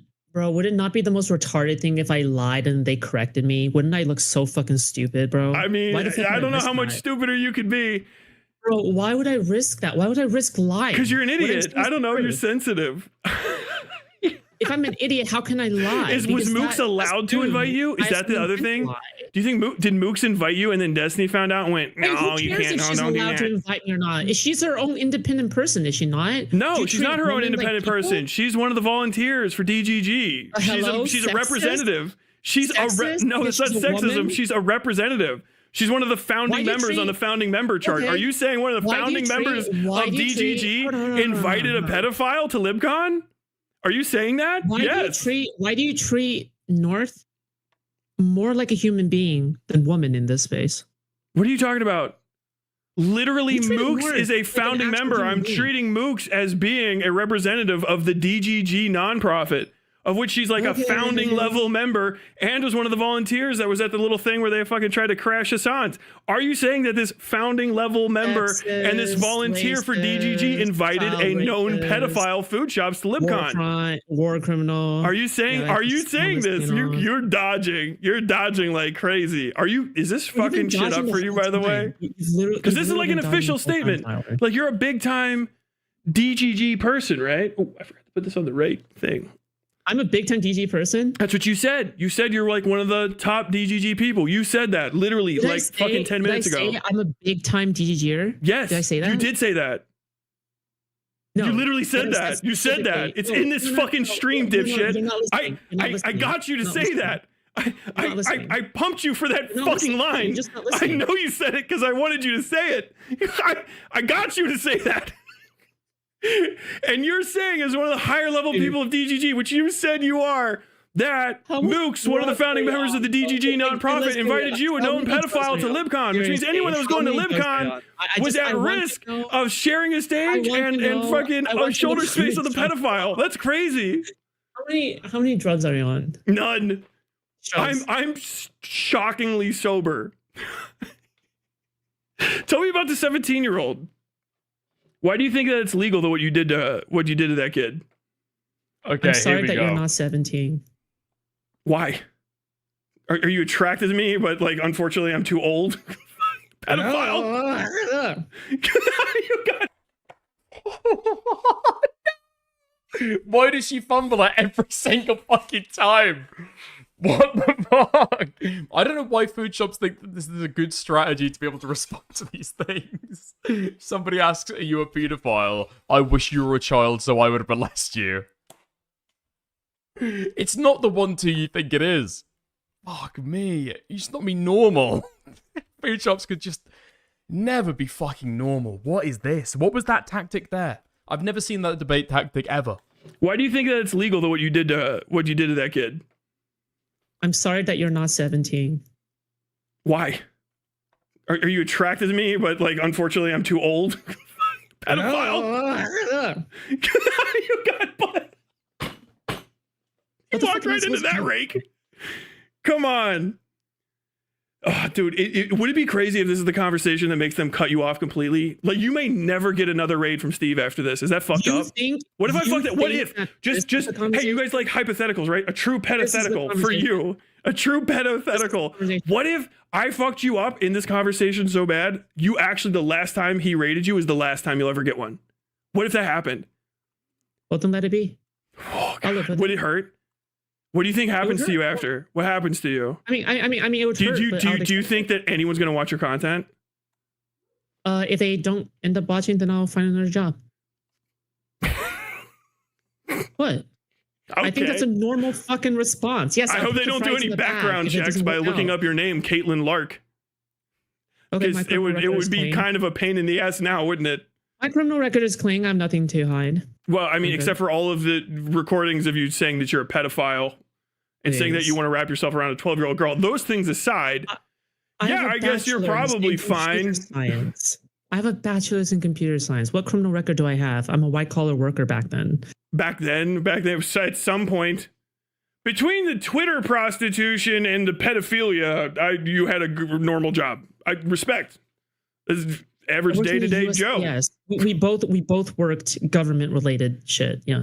Wait, so she did work as a fucking man? This is what I was wondering.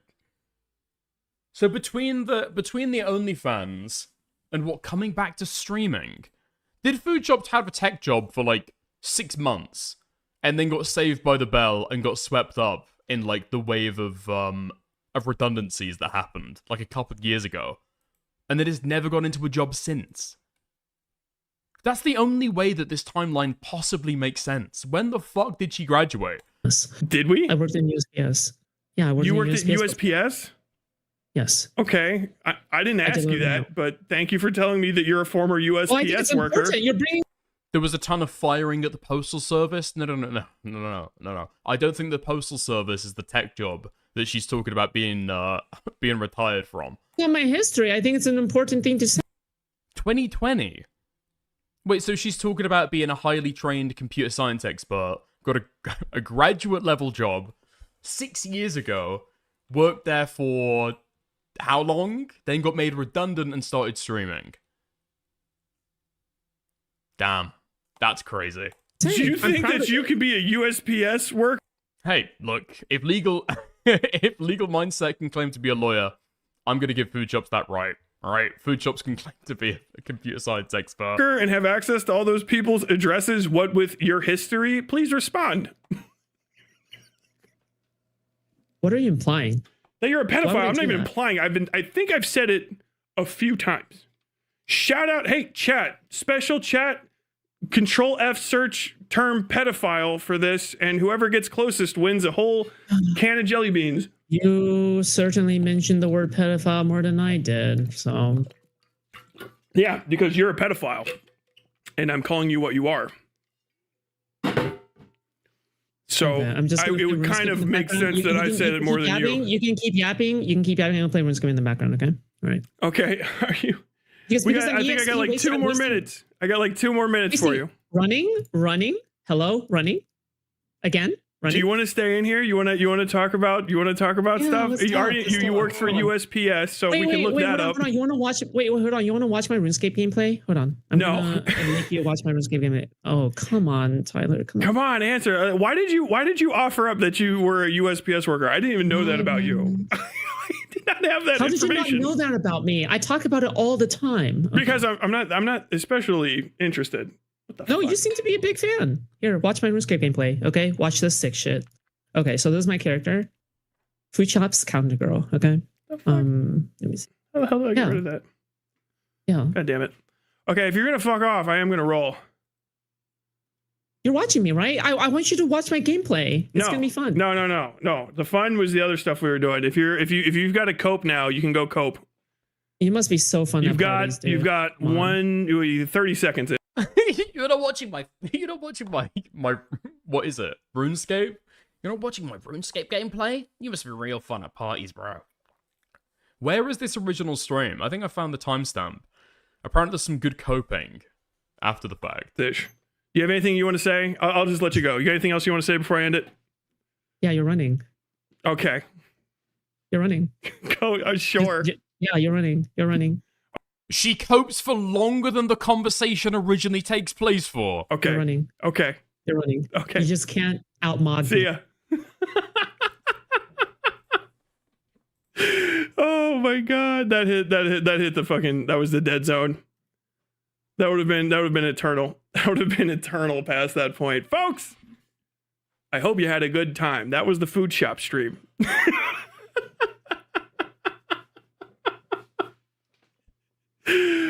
Oh my god. Tremendous. Okay, hold on. Now that that's over, remove Fred. Bye. Tell me why my laugh is fake. Bro? Tell me, we're not even like 5 minutes a good in. time, please. Are you okay, bro? I'm fucking great. Are you good? Are you good, bro? You good, bro? Are you good, bro? Yes. Do you need a minute? Are you good, bro? The lolcow. The lolcow. Bro, Tyler, are you good, man? Like, dude, seriously. Dude, I'm fine. Dude. I need to know about. Bro, are you good, bro? Are you okay? Oh my god. Hearing Foodshops over like an hour period of time is pretty fucking bad, okay? But rapid succession over like 30 seconds is probably enough for me, okay? Okay. I want to hear the cope afterwards though, because I don't know if you can. I don't know if you can say, "Do you want to watch my RuneScape gameplay?" and then act as though somebody was running. I think that's cheating. I think you're not allowed to do that. It's against the rules. Thing where they fucking tried to crash us on. Are you saying that this founding level member and this volunteer for DGG invited a known pedophile food shop? We've already gone over this. This is all fucking gravy, okay? Let's get into a little bit more. Wait, is it around here? Control F search term pedophile for believe we contribute our fucking tax money to that fucking inbred retard. Like,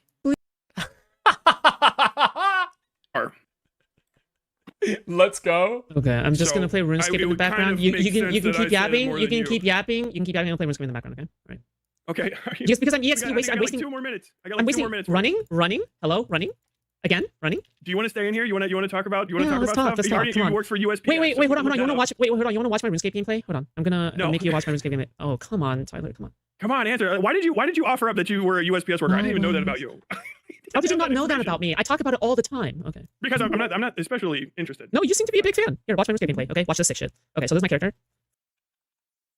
Okay, let's get to the code. Oh my god.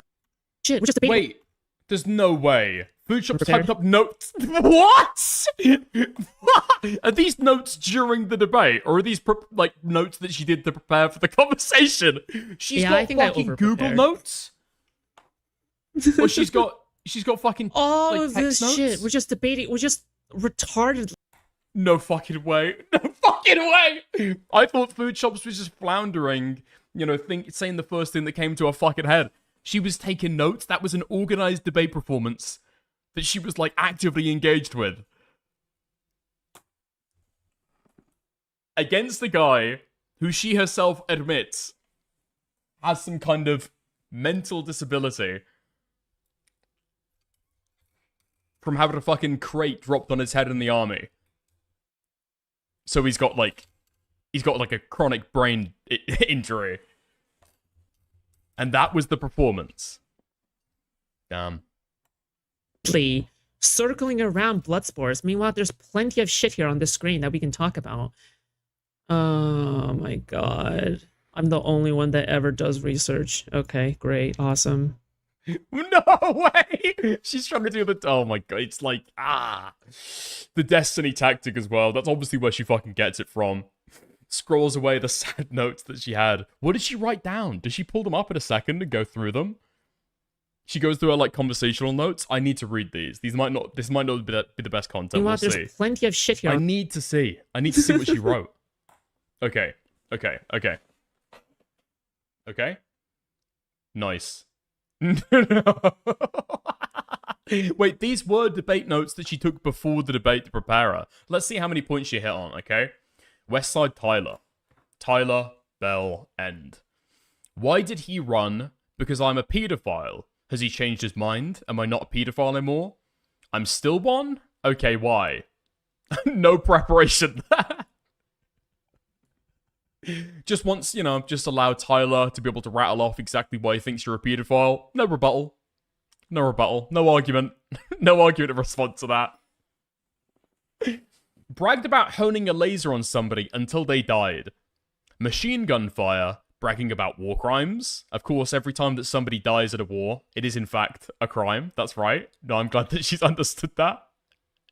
Hasn't Destiny been on Israel arc for the last year, arguing that it's actually totally fine and okay and justified and proportional when civilians get killed? And now Foodshops is saying that any person dying in a war is a war crime. Nice. Okay, we like that. We love that. Apologized for Steven being alive. Oh, this is what I was talking about earlier. Yeah, he said he was sad that Destiny was still alive. Okay, let's get into this then. Point 2 of the debate. First paragraph of a 3-paragraph essay. Destiny, unfortunately, still alive. To my attendant comrades, compatriots, and all others assembled, it is my great displeasure to announce on this 9th day of July 2025 that Stephen Kenneth Bonnell Jr., also known by his internet soubrette? I don't know that word. Sobriquet?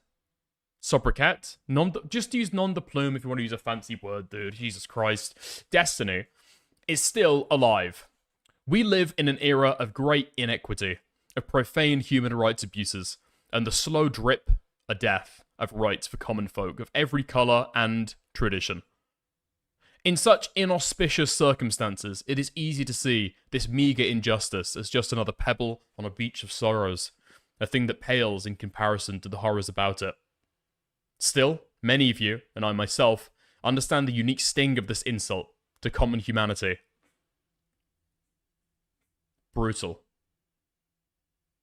Brutal. Brutal stuff. This guy needs to be fucking held to account for this shit. I got a message from Darius as well. I'm not gonna leak DMs, but it was something about Tyler, Westside Tyler, because he made a tweet. Apparently, the way that this was characterized is that Westside Tyler had called for Destiny's harassment and called for Destiny to be killed. Was the way that I heard it. I don't know. Again, this is just like the standards on different sides with these fucking guys as well. Destiny can say that it's totally justified to kill Hassan based on the comment that he made about, combatants being justifiable military targets, and then said it doesn't matter, even if it's your podcaster's wife, right? And then moving it over and talking about Ela Klein while she was in the military. That's not a death threat. That's not calling for somebody's death. Absolutely not. There's no way. However, saying that it's unfortunate that somebody's still alive, absolutely, unequivocally, call to action. Red as fuck during WIC debate on drugs, alcohol. This is your third debate point. That's what you want to get on the fucking end to be able to take it out there, really leave it on a high. You looked really red the other day. Response? How do you plead to the red allegations? Quote, did not respond to inquiries about whether Foodshops is going around door knocking. DGG, smaller people, you're on the docket too. Volunteer, right to privacy, reason to be scrutinized. The paid electoral process of our country. Paid political actor. Your address can be publicized. Because you are being paid to talk about politics in a place you don't vote. You're participating in swear the voters' elections. You take money to go to another city. The day of campaign finance, political disclosures. Linking up me with DGG. Any evidence of me being paid by Destiny or by Digital Ground Game? I never canvass with DGG. What about just being a DGG viewer who never comments or goes after other people? Are they still valid targets? One person, one vote, privacy only there. I mean, yeah, if you want to talk about governmental rights and like the law, then yes, you have a right to privacy of your vote. But like doxing a lot of places is still totally legitimate, right? Or at least legal, if not legitimate. It's just, this is insane. You've lost way too much fucking ground on this argument. I was saying that earlier, right? It's been like a slow roll where DGG is like normalized doxing. Said that there's like, well, it doesn't do anything bad, Destiny was arguing with Aiden was it a couple weeks ago? Oh, fuck it, dude. Why are you so afraid of being doxed? It's only scary to be doxed if you've said unhinged shit, right? If people are afraid of saying unhinged shit in a Discord and getting doxed, maybe they shouldn't have said the unhinged shit, Why the fuck do you think people are going to come after you, right? Only to then, 6 months down the line, meet a guy who says, no, actually, if you knock on a single door in another town that you don't personally live in, you should absolutely have all of your personal information blasted everywhere. It's just like an insane one too. It's like, this is the problem people get into, unironically. I know I haven't said a lot over the debate, because these guys didn't really talk about any substance, or Foodshops doesn't move them onto some of these amazing points here, okay? Could have been a really, really amazing meeting of the minds. But no, like, this is the problem when you start normalizing this kind of behavior. It can be, like, reversed on you so fucking easily. And if you think you found, like, a cute little loophole that justifies doing it to somebody else that you hate, yeah, people can find equally reasonable, cute little loopholes to be able to use against you, right? Unless you're using ethics as a fucking weapon, You're drawing a fucking fence around what you do and calling it fine, but a tight enough fence that other people can't do it to you in return. Yeah, okay. Nice. Honestly, I'm still fucking baffled about the idea that Foodshops is, like, completely open about her, completely open about the fact that, like, her real name. It's insane. Not just her real name, but her university as well. Insane shit. Insane shit to put out there. Insane shit to put out there regardless. Never mind having fucking pedophile allegations as well. Holy shit. Oh. Okay. Nice. I don't think there's anything else on the Tyler stuff to be able to watch. Oh, wait, fuck! I closed it down way too early. Ignore everything I just said, okay? I would say you're I'm not very walking us out. important I want to hear the attribute. fucking cope. I want to hear the fucking cope. I need to.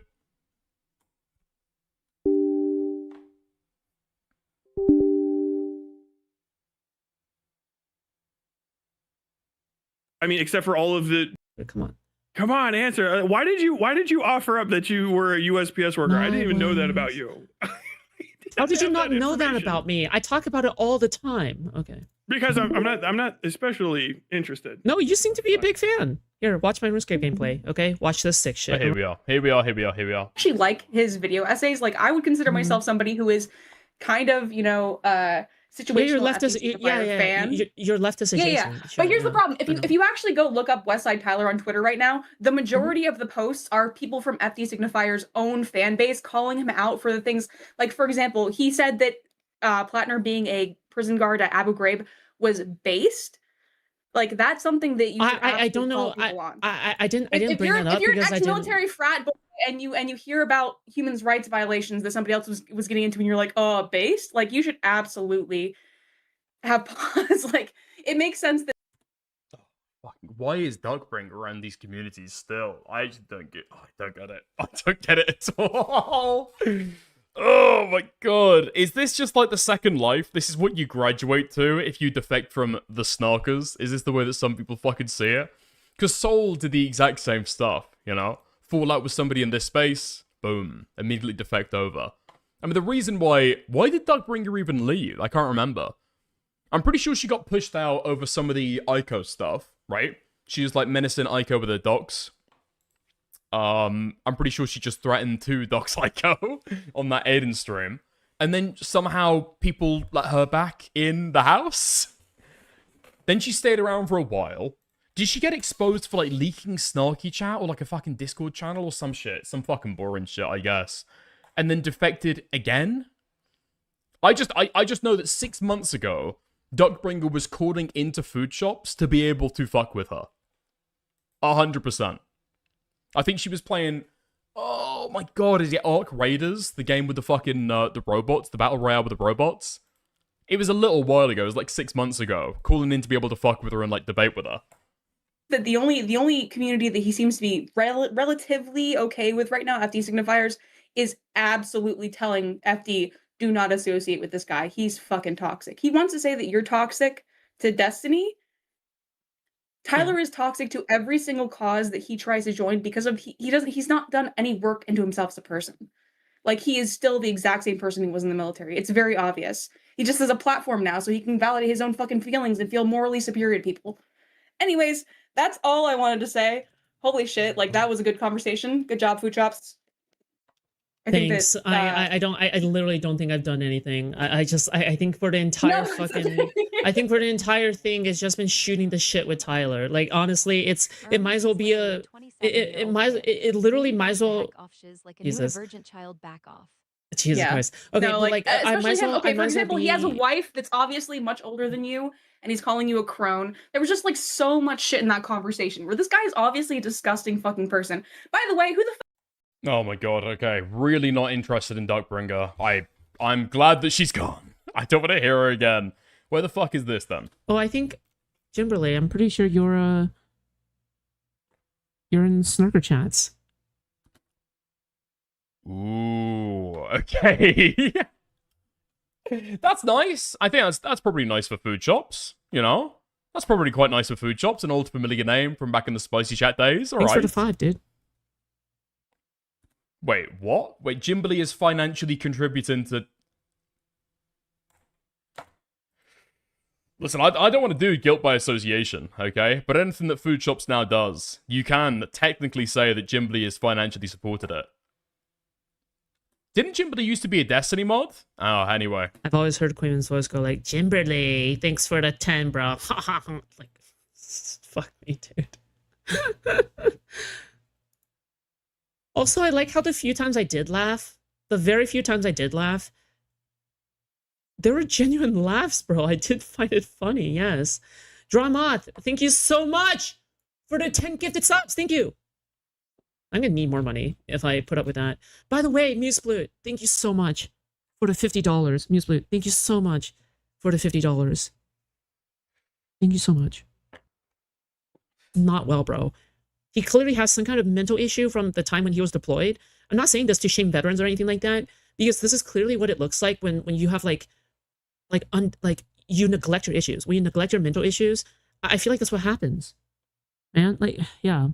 Bald guy 7534. Thank you so much for your $10. I was a fan of this guy, but tuning into his stream and seeing him act manic like this has made me rethink that. I'm so sorry, girl.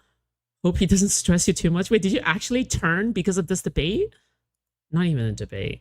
Like, did you turn because of this, like, blood sports thing? Foodshops has got somebody in a chat saying that she changed their mind and she can't even believe them. Oh my fucking god. I just don't... You can talk all you want about the fact that the guy is, like, mentally ill. You got a fucking brain injury. You can say all of that shit. And then at the other end, you still have to cope for... How long? How long does this go on for? No way she watches the debate again, does she?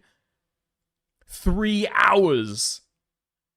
The initial conversation, I think, is 60 minutes. 3 hours she spends talking about Tyler? Oh my god. Thank you so much. Okay, thank you so much for your $10. I'll be shocked, okay, if I manage to turn one person at the very least over to my side. Moped, thank you so much for the $5. He got shook after Flesh Simulator called him out, and he's been off his TBI meds since. Bro, I'm not sure if he was ever on his TBI meds in the first place. I'm gonna be totally honest, dog. Thanks for all the donations, guys. Yeah, Jesus Christ.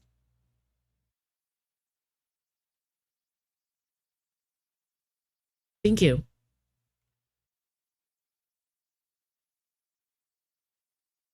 By the way, so far no roaches in my room. Obviously, I don't owe him that answer. I'm just telling you guys. There's no roaches in my room. Okay? I have kept that around since the MAGA landlord days. And I just keep it in the background because I don't give a fuck. I just don't care. I keep it around just in case one day if they show up, I might have to use it. That's it. But when yeah. Because when I was living with the MAGA landlord person, yeah, there were bugs everywhere. There were just bugs. Oh my. Wait. Oh my god. Do people know the lore about this MAGA landlord? I'm pretty sure this guy made an appearance on stream. This guy's like a solidified character in the Foodshops cinematic universe. Is this the guy who came home drunk one time because he was living in like a same room in the property, I think. He came home drunk one time while Foodshops was streaming, barged into the room, grabbed her and said, "Look at your little Chinese face." Is that the guy? Is that the MAGA landlord? Is that who we're talking about? Oh my god. Yeah, so of course I had to use it during that time.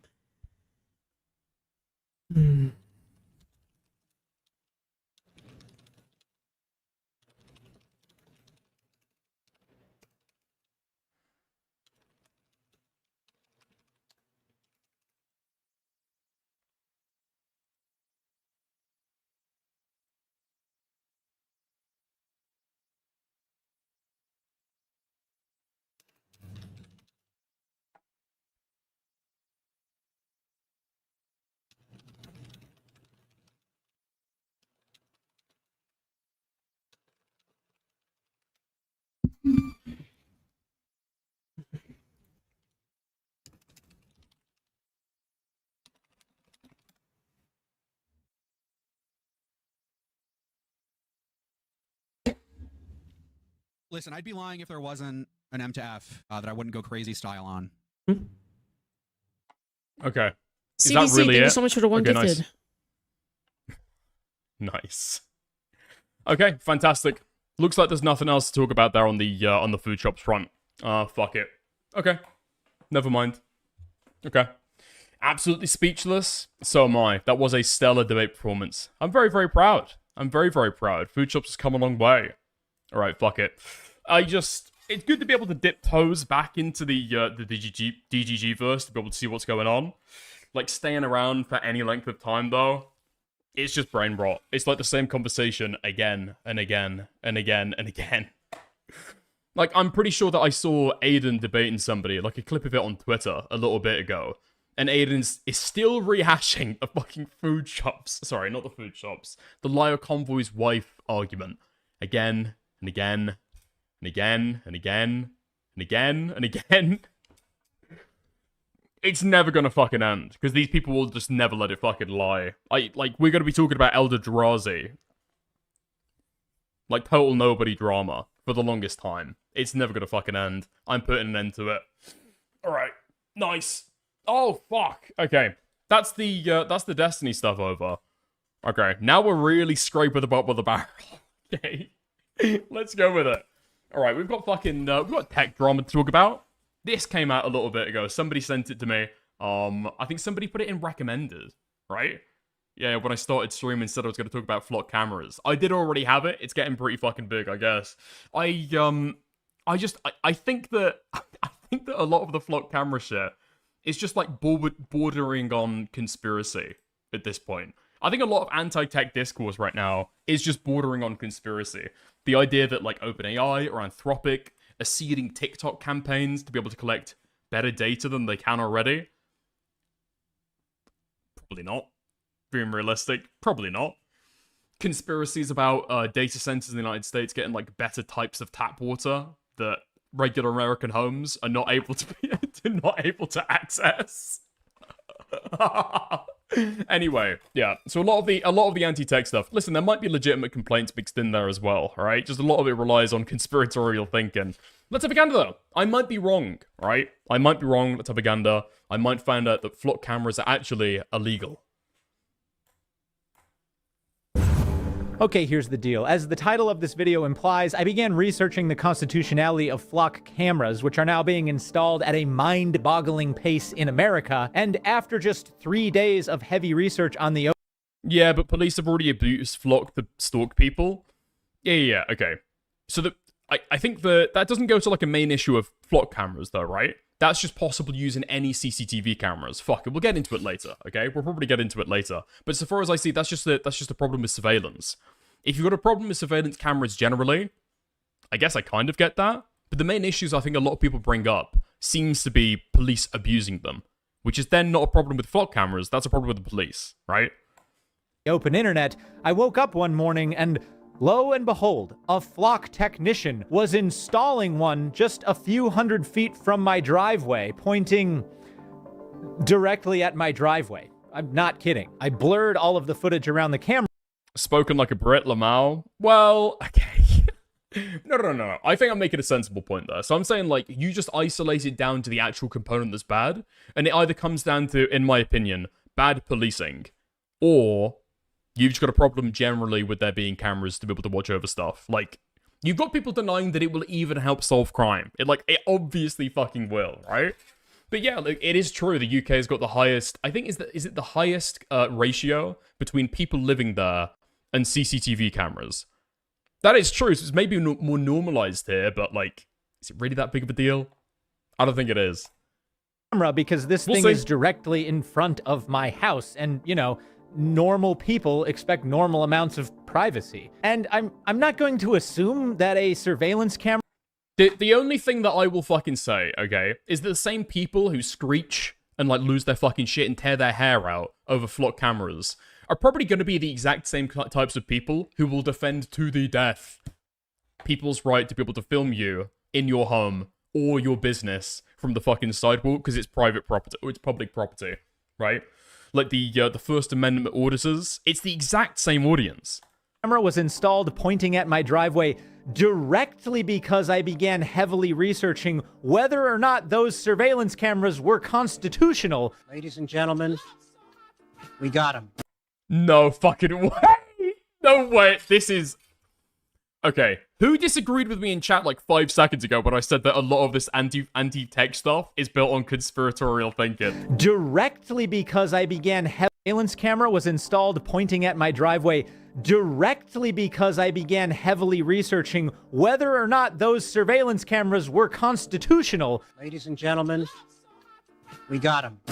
But the fact if this guy didn't have access to YouTube, if Google never bought it, if it never took off, if the internet failed and we had like that technology got delayed by like 30 years, this guy would be in a cardboard box on the side of a road, begging, talking about, I don't know, the end coming soon, okay? This is the type of person that is engaged in the fucking anti-flock discourse. I'm telling you.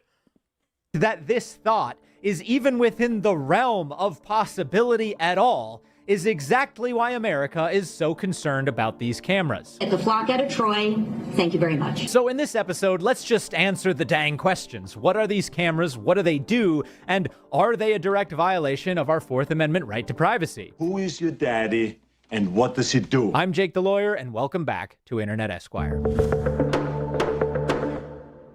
All right, so you may have seen videos floating around the internet recently that deep dive into the controversy around these cameras. I mean, there's a ton of them. Today, we're going to spy on flock employees to see how they like being under surveillance. And that's probably because over 115,000 of them have been installed in America in less than 2 years. And the accusation is simple. A private company is using your tax dollars to install the infrastructure for a nationwide mass surveillance system. A system that will not only track your everyday movements and violate your constitutional right to privacy, but will usher in other more dystopian designs like social credit score systems and worse. Now, as good, honest Americans, we think it's insane. It's like every conspiracy that Americans have told each other in the fucking QAnon pipeline over the last 10 years all gets fucking compressed and brought to a forefront over a generally dislikable fucking topic.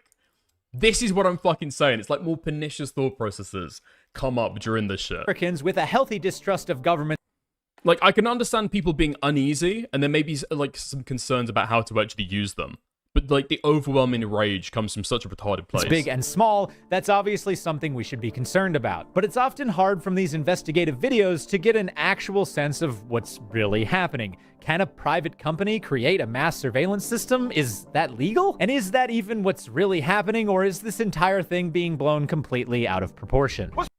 This guy is a lawyer, and Dickus claims that without internet, he'd be in a cardboard box. This guy just claimed that cameras on public property, out there in public, recording you, is a violation of your constitutional right to privacy.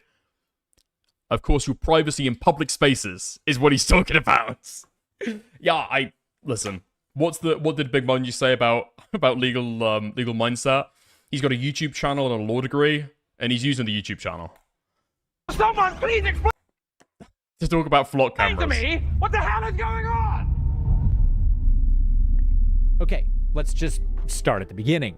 Flock Safety Inc., doing business as Flock Safety, is a private American company founded in 2017 by Matt Fury, Paige Todd, and CEO Garrett Langley, who recently called deflock.org a terrorist organization. There's terroristic organizations like deflock, whose primary motivation is chaos. Now, to be fair, he did apologize for this later, but only after guys like Ben Johnson and Tommy G got millions of views when they started actually digging into the company. Either way, calling a crowdsourced project that uses public information to map flock cameras a terrorist organization is a pretty wild mindset to have for a company that claims everything it does is constitutional because it comes from public information. Okay, that's kind of fucking crazy. What are these people like? Is Flock super in bed with the Trump administration then? Because that's a very modern Republican way of thinking about things. You know, talking about domestic terrorists being people doing stuff that you just generally don't like. Yo, Artemis. Oh fuck me. Okay, Artemis, thank you for the $20. I hugely appreciate that. Nothing to fear vibes, but at the same time, cameras do add security and deterrence. My main concern is the security of the database and the machine learning algorithms getting things wrong. Okay, I appreciate it. Thank you for the 20. The database. I mean, it's always a concern when you've got, like, publicly accessible data, right? Or when you've got private data. Unfortunately, it's just, like, it's a lot of public spaces. So I'm not sure about what the raw data would actually be useful for like a private person who was able to get access to it. Like, I'm trying to think it through, and I can't really see how that would be, like, a huge issue. Maybe they could build some kind of, like, complicated infrastructure to be able to search through it all and then try and start tracking people themselves. But they would need a lot of the application layer kind of technology to be able to, like, recognize faces, have that extra data that's there as well to be able to check for it and stuff like that. Maybe. The machine learning algorithms. So I'm not going to pretend that I know all the ins and outs of how this stuff works, right? But so far as I'm aware with how this stuff actually works, is it doesn't give, like, oh, you're looking for this person? Here they are, right here. This is the guy, right? I think they give, like, a range of possible matches and then give certain confidence intervals. And I think that there has been a problem with police taking the person with the highest confidence interval and saying, that's the guy. Let's go and fucking arrest him right now. Can't really do that, right? Can't really do that. And it's going to be, like, in my opinion, it just seems like an obvious case where the court's going to be able to step in and say, okay, can you use a confidence reading from a machine learning algorithm to be able to go and straight arrest somebody? Or do you actually need to do, you know, like, your job and go and find some additional information to be able to determine whether that's your guy, you know? I would assume that the court would step in and, like, you know, add some jurisprudence about how the police can actually behave, but, yeah. All things that are public information in the plain view. Anyways, if you haven't figured it out by now, Flock makes surveillance cameras and the software that supports them, but that's like the only simple part about any of this. And of course, what most people are referring to when they say Flock cameras today are Flock's automated license plate reader cameras, otherwise known as ALPRs, or just LPRs. These are the ones that have been popping up everywhere. Now, here's the thing about these cameras. Anyone can get one. I mean, literally anyone. I mean, you could get one and point it facing at your driveway if you wanted to. That'd be fun. Oh, I don't know if I'm home yet. I better check. He knows if you've been bad or good, so be good for goodness sake. Anyway, here's how these Flock cameras work. They capture a still image of virtually every vehicle that passes by recording the license plate, time, and location, and then log the plate number and use additional AI analysis to create a more robust profile of the vehicle based on identifying characteristics like a roof rack or a bumper sticker. Dickers, can you pull in Nate? Oh, is Nate in waiting room? There's nobody to call in. Was he argued about the Flock cameras? Actually, I'm pretty sure that Nate broke the TOS earlier, didn't he? I'm pretty sure that several people reported to me that Nate had been breaking the TOS.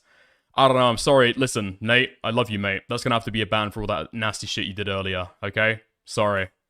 The Flock system then places that information into a searchable database, which is ordinarily set for about 30 days, but can be set for almost literally any amount of time. So if it does all of that, who then would be likely to purchase all of these cameras? Well, unsurprisingly, their biggest customers are things like law enforcement agencies, city governments, and other large real estate holders like homeowners associations, commercial developments, universities, schools, churches, and places like that. So now, knowing that, let's answer the first big question. Is any of this basic technology and the use as described by Flock constitutional in the first place? Okay, are LPRs legal? Well, the general answer is yes, license plate readers are legal, but there is a very specific context to their use that Flock seems to be hell-bent on pushing the boundaries on. And we're going to talk about all that soon, but for now, just think of it like this. Anyone can generally photograph anything that is happening on a public roadway, so long as a few basic things are kept in mind. They're in a place where they're legally allowed to be, and they are observing information that is regularly exposed to public view, which is a very legalistic way of saying things in the street can be filmed. But keep this in mind. When law enforcement does this, or when the government or any governmental agent does this, something else comes into play, the Fourth Amendment. And the Fourth Amendment says this about the right to privacy. The right of the people to be secure in their persons, houses, papers, and effects against unreasonable searches and seizures shall not be violated, and no warrants shall issue, but upon probable cause supported by oath or affirmation, and particularly describing the place to be searched and the person or things to be seized. So I think the understanding of this is like you're not searching their person, right? You're not going into their pockets. You're not going into like their affects or their property. You're not going into their kind of private property that's like concealed on them. You're not going into their house. You're not going into the papers and affects, because it's all going to be stuff that's in like plain view, right? Don't worry if that doesn't make sense to you, okay? I'm right here. The point is, well, the words... Like, if this affects flock cameras, I'm not really sure how the fuck you're gonna have, like, police on the streets with body cams. Like, that seems completely diametrically opposed, right? At the end of the day, it's like a camera that is accessible by the state. Is there gonna be, like, a live-streamed video feature there that, like, suddenly makes it non-constitutional? That's a pretty strange interpretation, right? It seems like people just hate flock cameras, and you're kind of, like, angling that in just to be able to say that they're, like, illegal, you know?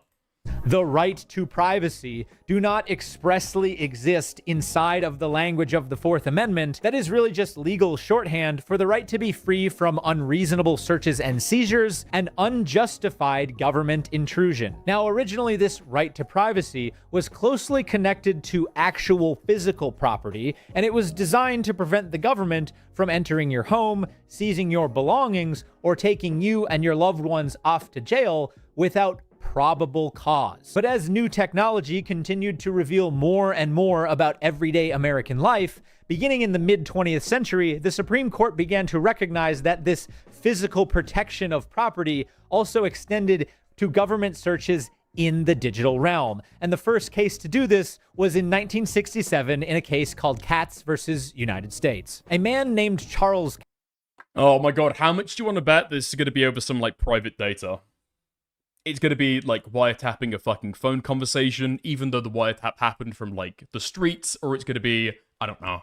It's going to be something like that, looking into somebody's personal data that's held somewhere else. Katz was using a public telephone booth to transmit illegal gambling information, and so what the FBI did is they placed a listening device on the outside of the telephone booth, and while Katz was inside of the telephone booth blabbing away about whatever illegal gambling tips he had, the FBI heard the entire conversation. They obviously then used this information to prosecute him, and when this came up in court, the government argued that they did not commit a Fourth Amendment search without a warrant because they had not physically entered the phone booth, and the fact that the phone booth was on a public sidewalk. And while the court held that what a person knowingly exposes to public view is not protected by the Fourth Amendment, they found the listening device to be unconstitutional, saying this: the Fourth Amendment protects people, not places.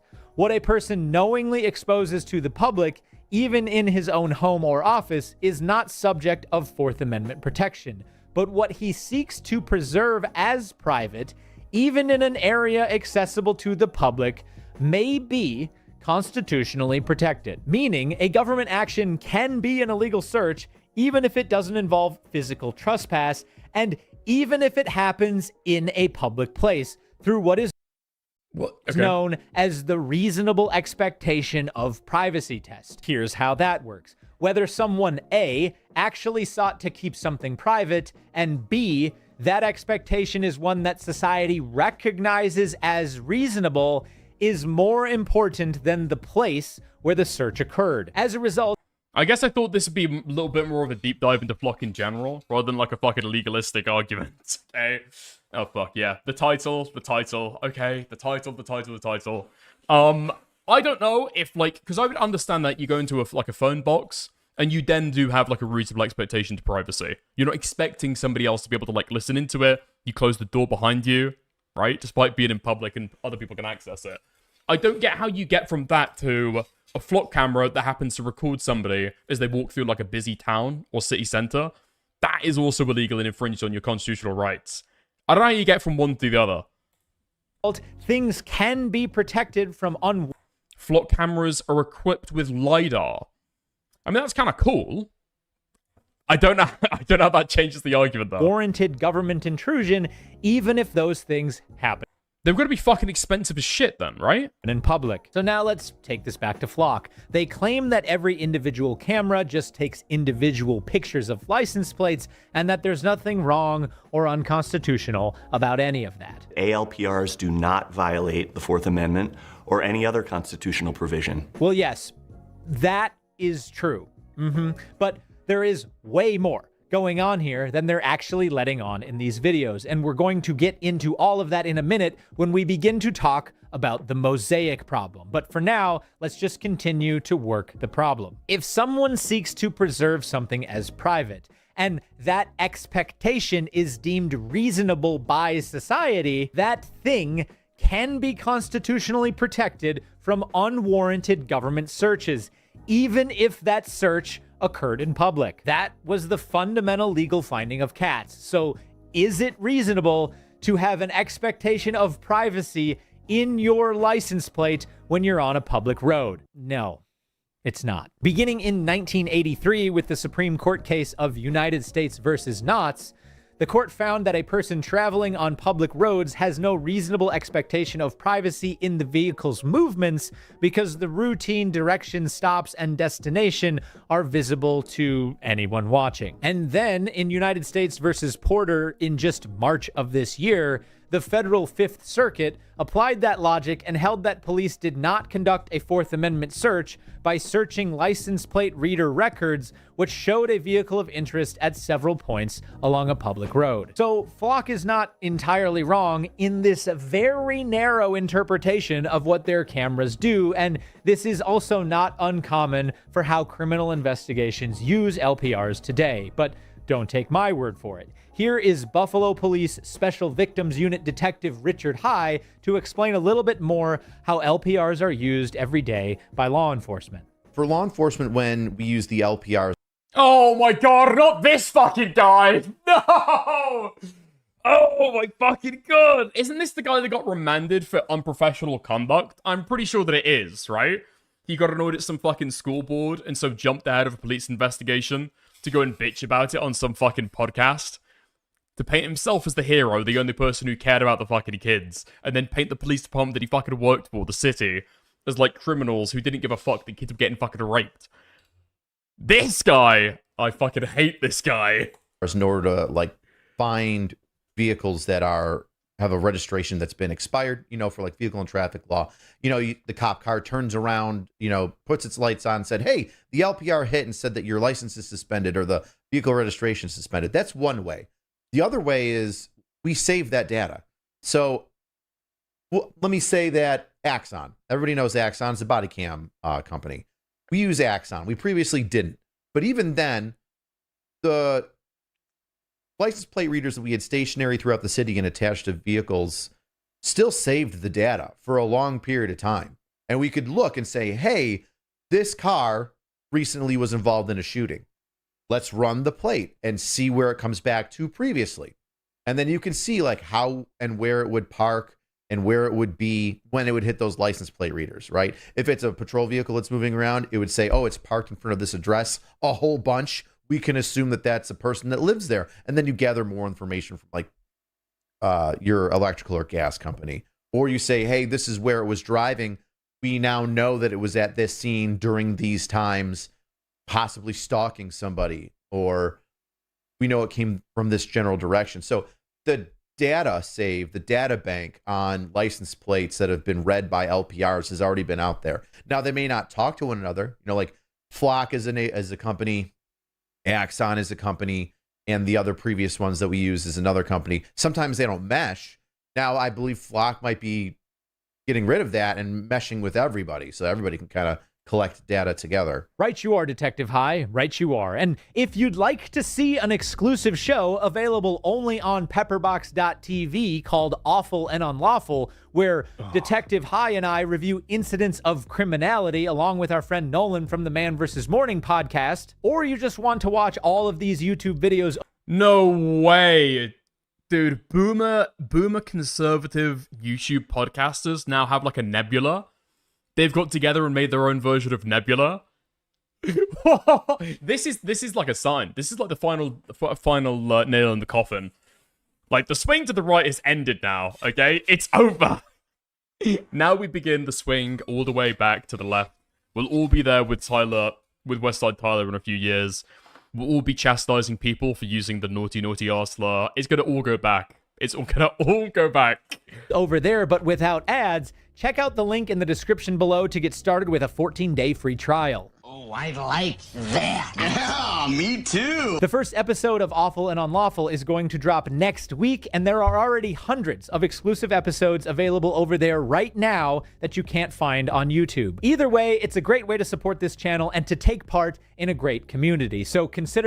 Dude, at the very least, when people were uploading over to Nebula, it was like fucking nerds, you know? It was fucking nerds who would spend a lot of time researching for their fucking nerd shit. Hundreds of exclusive episodes available over...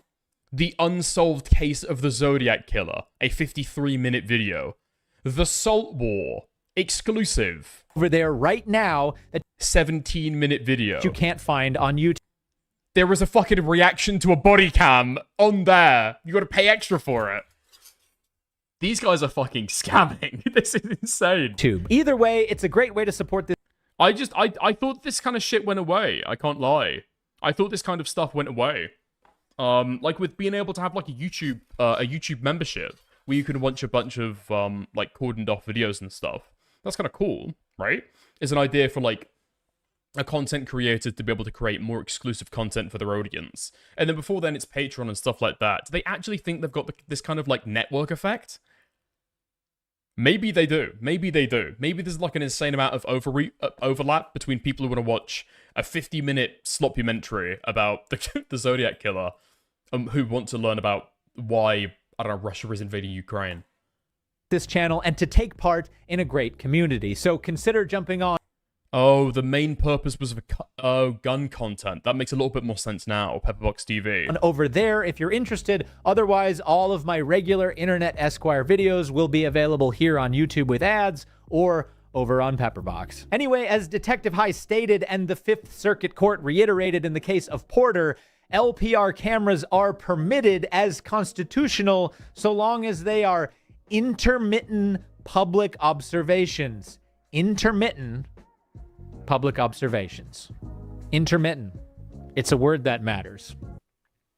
And it's important because it is the opposite of continuous mass surveillance tracking of the everyday movements of innocent American people. Because there are constitutional limitations to public observation, and this is something that Flock does not want you to know about, and oftentimes law enforcement can also get wrong. The idea that there is no expectation of privacy in public is not true at all. You still have a Fourth Amendment right to privacy in public, so long as your expectation of that privacy is something that society would deem as objectively reasonable. And granted, while that is a bit of a slippery definition, it is within this exact definition that the situation with Flock becomes way more complicated. I mean, where would you have that, though? If these things are just like video, or just like totally visual, I would understand if you have it like right next to or on a fucking, like a public telephone, right? You might be able to pick up, I guess, like audio waves by putting it on top of the fucking box that you wouldn't expect somebody to be able to hear, like, normally if they were just standing outside it trying to fucking listen in or whatever. Or you wouldn't expect somebody to listen in on your telephone call in like a public telephone box. Like, I get all of that, but I'm pretty sure that for, like, pictures and videos, it's just, like, plain view. What you can, like, see pretty fucking easily, because it's not obstructed, you know? Now, increasingly since the company... Okay, bro, you're getting too big for your boots. Working my way up to them extra perks.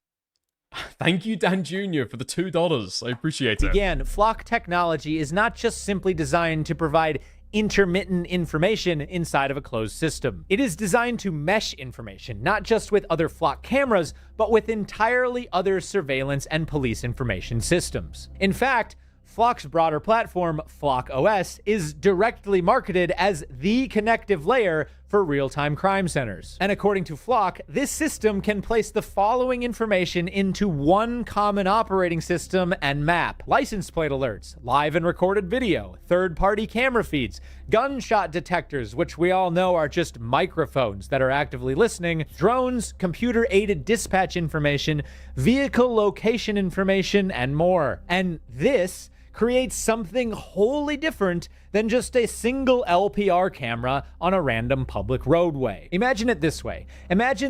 Wait, no. Dick has checked general for your favorite creator's video about it. Who made a... Oh my god, this fucking upper echelon guy again. I'm not watching him again.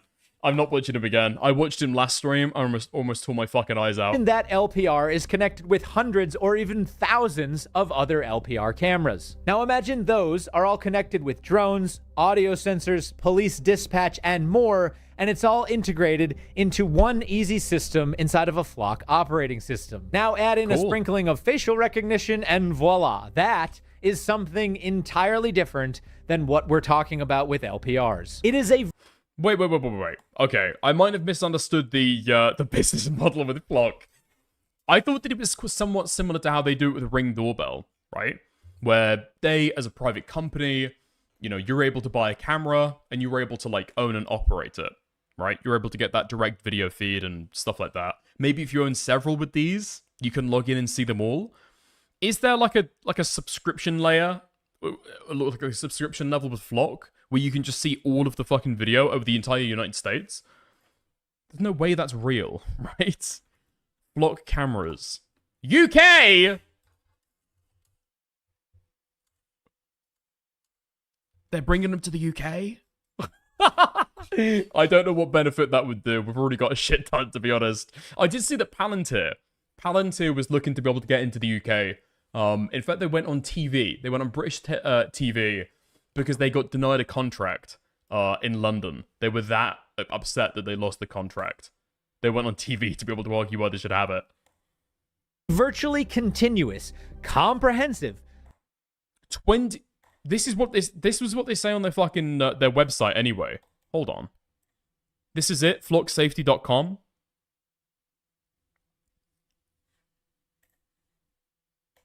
%20% of US crime is solved using Flock cameras. What does that mean?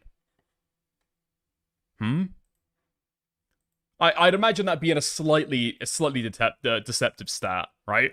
Like, if they access Flock to be able to, like, solve the crime and they get a hit, even if it's not the evidence that actually kind of, like, clinched it, or it wasn't even important evidence of the fucking case, you know? You've got 10 people at a party who said, yes, he was there, but because they double-checked the route that he took on Flock, has Flock helped solve that crime as well? Despite all that they needed to know, was the fact that he was at that party. Do you see what I mean? You know? It's like saying that Coca-Cola has won every US war since the 1940s. Has Coca-Cola won it? Or is Coca-Cola just involved, you know? Register for Flock Forward 2026. Okay, interesting. Mass surveillance tracking system capable of... The US government is in with Flock. They inflating the numbers. I don't know if they're inflating the numbers. 20% seems about right with how many cameras there are, I guess. That sounds believable.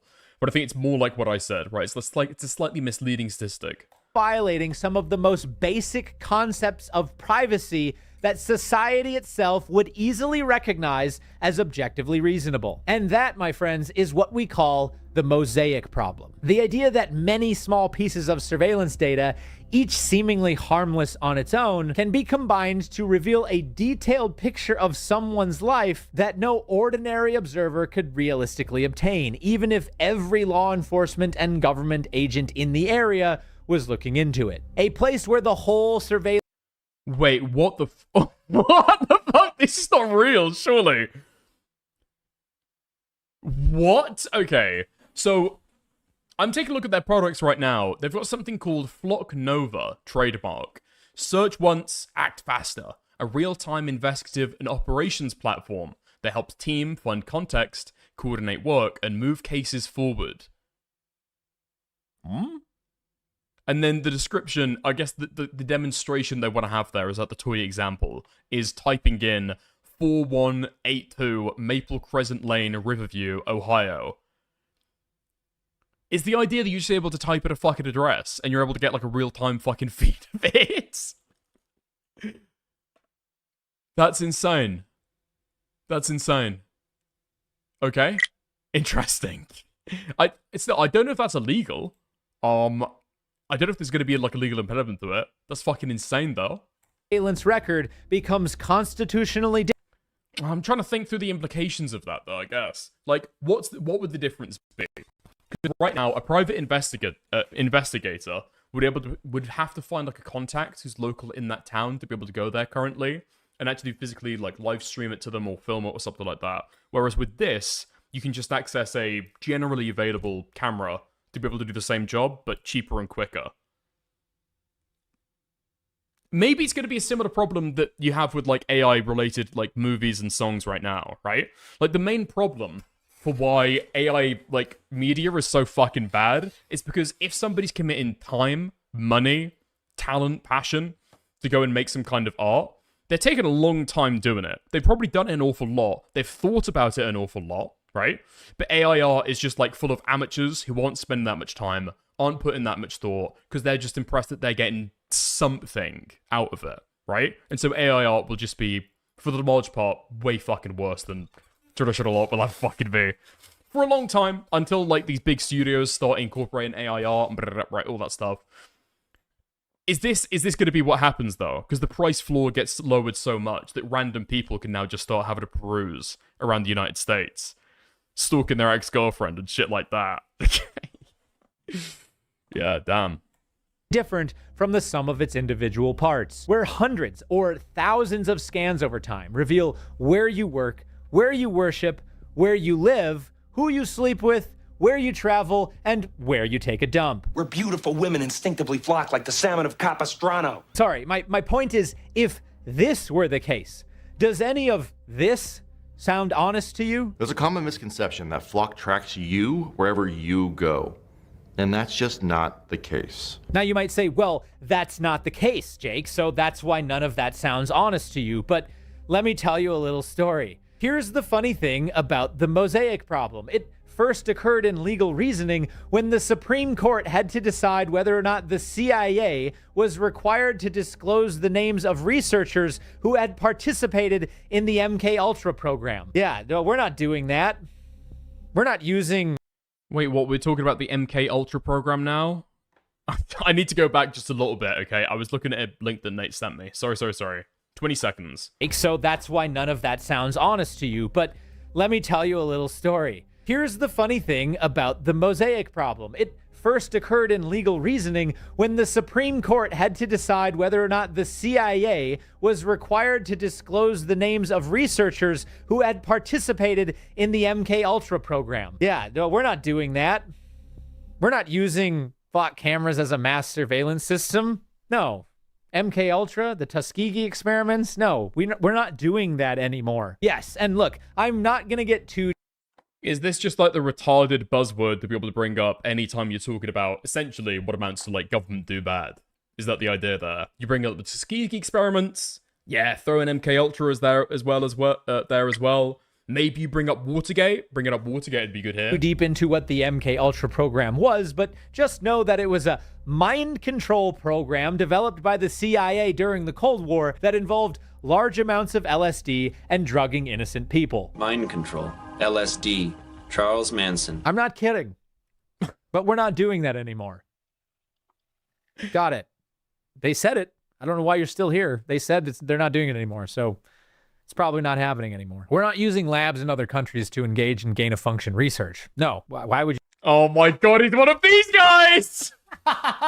What do you mean using labs in other countries? What, you mean like doing scientific research and having that done worldwide? That's crazy. That's spooky. That's pretty insane. Do you think that? It was a bat. Anyway, the 1985 case of It's just, a lot of these critiques just fall apart of the fucking, like, so fucking quickly as soon as you give, like, a little bit of fucking scrutiny. So gain-of-function research is, like, that's done by public donations and public grants for that technology and for that research and for those kind of studies, right? MK was a secret program done by the CIA because the Chinese told them that the Russians were using LSD to be able to control people's fucking minds. This is totally fucking different.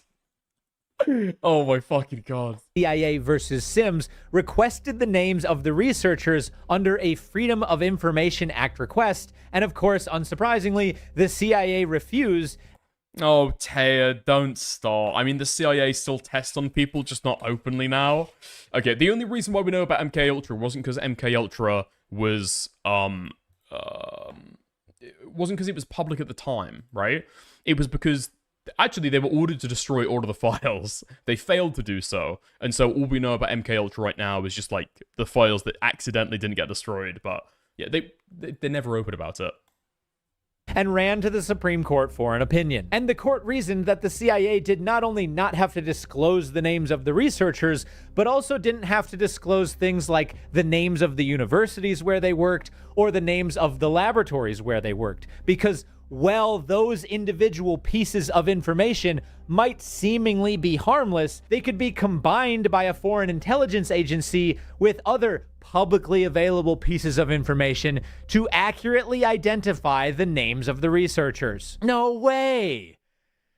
That's crazy. So you could take a bunch of individual pieces of information that seem harmless on their own and combine them to get a more complete picture of something else that's happening. Huh. Yeah, but I'm pretty sure, okay, so the legality around this, I could be wrong, right? That might become concerning, right? OPSEC is fucking crazy. As soon as you realize people could, like, start to piece together, like, innocuous details to be able to find out something. But, I mean, the legality there is going to be concerned about the discrete collections of the information, right? So, like, the Fourth Amendment against unreasonable search and seizures, that doesn't have anything about the size of the conclusions that you're able to get to using those small, discrete searches about what the fuck. It's just talking about whether you obtain that information legally, like when you're allowed to do it and stuff like that. Could be wrong, right? I could be wrong. Insane. I mean, and of course, if it's a foreign intelligence agency, yeah, we don't want them getting a hold of that information. That would be potentially dangerous. But wait, what if it's our own government? But what if he shot you in the face? What if he shot me in the face? That's a risk we were willing to take. Fortunately, in more recent cases, courts have begun to recognize the obvious risks that a mosaic of information poses to the right of privacy in the digital age. In the case of United States versus Maynard in 2010, the DC Circuit Court said that although each individual moment of a car on a public roadway was exposed to the public, obviously, 28 days of GPS tracking data revealed a picture about movements that no ordinary observer could realistically obtain. Then in 2012, in the Supreme Court case of United States versus Jones, they held that attaching a GPS device to a vehicle without a warrant constituted a violation of the Fourth Amendment. And well, the government tried to argue in Jones that a driver has no reasonable expectation of privacy to the movements of their vehicle because they are exposed to public view on a public road. Justice Scalia, writing for the majority, held that whenever the government intrudes upon a protected person, house, paper, or effect to obtain information, it constitutes a Fourth Amendment search. Good. Good. I'm glad we had to rediscover that 235 years after the Fourth Amendment was written. Good. Yeah, every now and then it's just good reminder. The government be like, hey, is that still a thing? Dang it. And look, well, the holding in Jones was I'm really glad that this is the caliber of LawTube that we have. Oh my god. Who was in chat earlier telling me this guy was a fucking lawyer? Was it Nicandros? I'm pretty sure it was Nicandros who came in here and said, Dickers actually wouldn't be living in a cardboard box. He's actually a lawyer. Legal nuance? Legal nuance? Nah. The CIA went to the Supreme Court and asked, the Fourth Amendment, how do we feel about that? Do you want to overturn that? Please? Please? Somewhat limited because it involved Supreme Court's also the government. Yeah, true. Both physical trespass and digital trespass. It set the court up to decide that unanswered question, which they did 6 years later.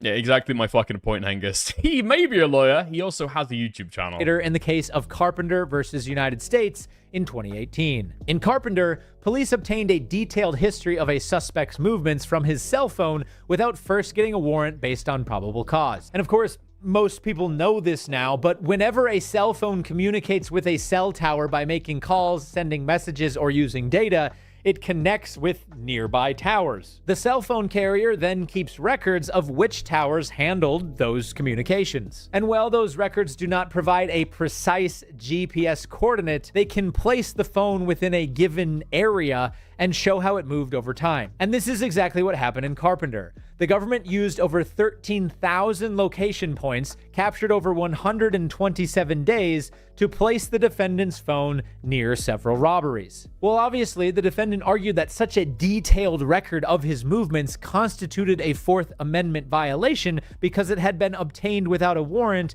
and was now being used against him in court. But the government relied heavily.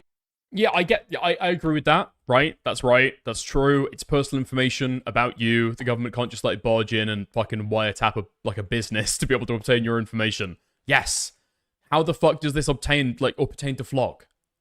Like it's public cameras in public spaces. It's publicly available. On what is known as the third-party doctrine to justify its actions, which says that a person generally lacks a reasonable expectation of privacy.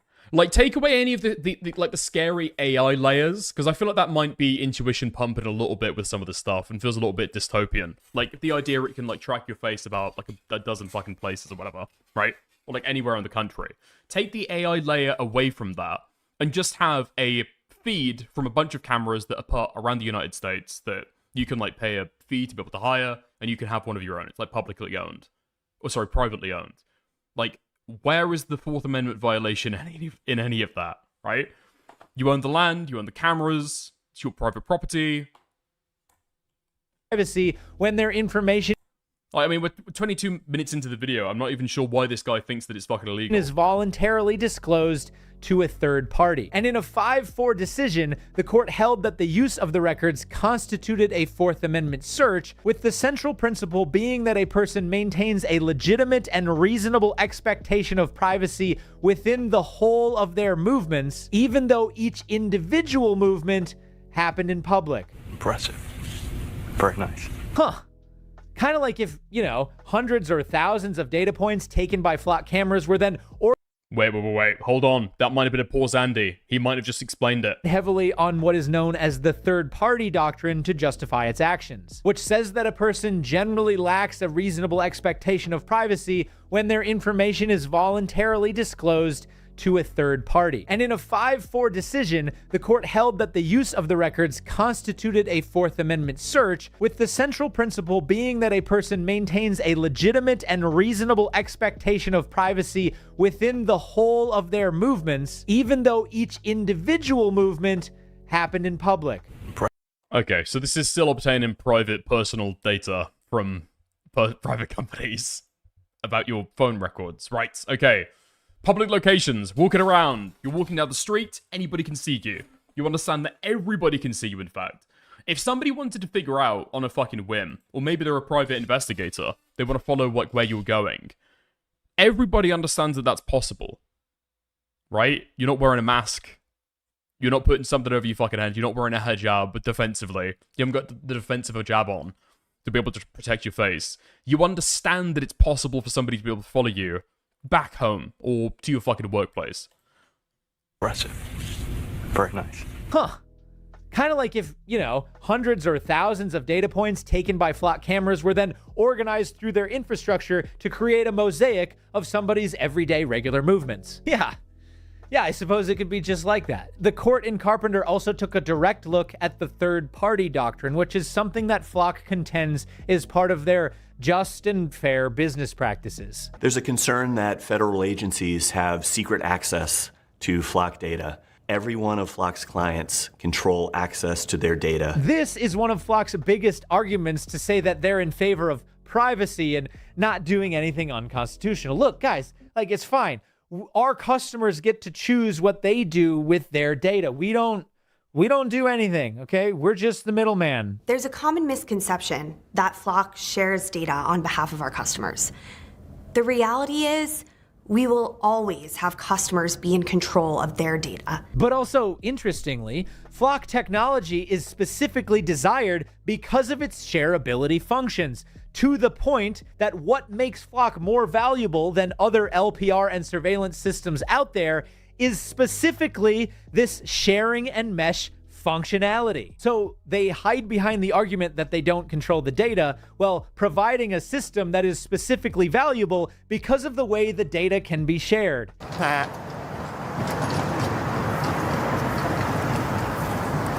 Got it. Dope. Hell yeah. I don't get the idea of that then. So you've got like private information. You've got private information and you've got public information. And the idea is that public information is like a public recorded like sidewalk. You can record that and you can see that from wherever the fuck you are, right? Wherever you want. So what's the argument they're trying to make there about public data? Because I don't understand that point. Maybe I need to just go and look up what the original interview and what they said there. This guy because the entire advertisement is access a nationwide network, connect to over 480,000 agencies for real-time crime fighting across jurisdiction, powerful investigative tools, real-time access anywhere. The nice thing for us hoi poi is that in the Carpenter case, the court dealt with this idea. First, the majority held that just carrying a cell phone was an indispensable part of participating in everyday society. You know, kind of like driving a car on a public roadway. It's fine. Don't worry about that one. That's still a privilege. And second, they held that the cell phone user does not meaningfully choose to transmit data to the cell phone provider every time they send a message and connect to a tower. Instead, the data is automatically generated as part of the phone's normal function. Thus, oh, right. Okay. So I'm reading into the FAQ here on the Flock safety platform. Propaganda. So when I purchase a Flock camera, what do I get? So you get access to the full Flock safety platform. Ooh. Including real-time alerts, mobile tools, investigative software, and optional sharing the national LPR network. So it's an option to be able to share to the public network then. Okay, interesting. What? I don't really get that then. Like, why would you just not? If you don't share to the public network, do you not get to access the public network? It seems like that's not written anywhere. Why would you ever turn that on then? Dude, they're trying to fucking sell me shit. I ain't buying shit. the defendant in Carpenter had not voluntarily exposed his movements in the same straightforward way that you would voluntarily give over financial information, say, if you were trying to get a bank loan. And the mere fact that a company possesses sensitive information or that that information occurred in public does not destroy every Fourth Amendment protection. Okay, now let's take all of this and add one more case on top of it, a case that Flock has directly responded to, Chatry versus United States, which was decided on June 29th of this year and is the Supreme Court's latest major digital location decision. Here's what happened. In 2019, a man named Okello Chatry robbed a credit union in Virginia, but the problem for investigators was that they had surveillance footage and witness accounts, but they could not identify the robber. So, seeking to uncover the true identity of this future doctor, police asked Google to identify every device that appeared near the bank around a 2-hour window when the robbery took place, in what is otherwise known as a geofence warrant. And the way that a geofence warrant works is basically exactly the opposite of the way that a traditional warrant works. Instead of asking Google for information about a named suspect, police draw a virtual boundary around a location and demand information identifying every device recorded within that boundary during the specified time. Google, in this case, then searches its database and provides to police an anonymous list of the devices captured within that geofence. Police then examine those devices, request additional information, and remove the unsuspecting ones until they've narrowed it down, at which point they go back to Google and ask them to reveal the names, emails, and other data associated with the device. Now, obviously, this creates a constitutional problem. Instead of no warrant shall issue but upon probable cause supported by oath or affirmation, particularly describing the place to be searched, a geofence warrant begins with a completely unparticular general search of everyone inside of the fence. And while that information is provided anonymously, police then search through all of that information, eliminating the ones that don't seem to be suspicious until they've finally narrowed it down to a particular device or a few particular devices. Now, this brings up an entirely different... Oh, right. I'm guessing the idea here is, like, if somebody it's detected online that this IP address is, like, downloaded child porn or something. If an ISP reports to them, hey, here's a fucking IP address, you know, we've detected that they've, like, downloaded child porn or something, you know, go and fucking investigate. And then they go and do that kind of filtering process. Is that what he's talking about there? I have geofencing perimeter around my house that turns my light on if I'm outside and when it gets dark. That's very spooky. That's incredibly spooky. Different practical question, which is how do you go through someone's phone and not find out who they are by all of the information that's in there, but we'll just set that one aside for now. Either way, a geofence warrant in turn produces 3... I guess what would it be? You just wouldn't be searching for information that is pertaining to that person's name. Like, there's ways to be able to do that, right? Or maybe Google doesn't disclose that kind of information. There's 2 ways to be able to do it, I guess. You can, like, prompt or search the data responsibly. So you're just looking through, I don't know, browsing data, like apps that are downloaded on the phone, something like that, maybe, right? Or Google just doesn't give over the name to begin with. Major objections under the Fourth Amendment. First, probable cause. Being near a crime scene does not... Okay. Let's go Naviganda then, because I feel like until I actually read this FAQ, I'm not going to really understand exactly what the restrictions are here. Okay, nice. Data, privacy, and protection. How Flock manages or protects and manages your data. What is allowed and what is not allowed? Use for public safety purposes. Public safety investigations, authorized case-based workflows controlled by your local agency. Local Flock agency? Okay. Not used for watching people. So it's not used for mass surveillance. It's not used for tracking of individuals. Use outside defined purposes.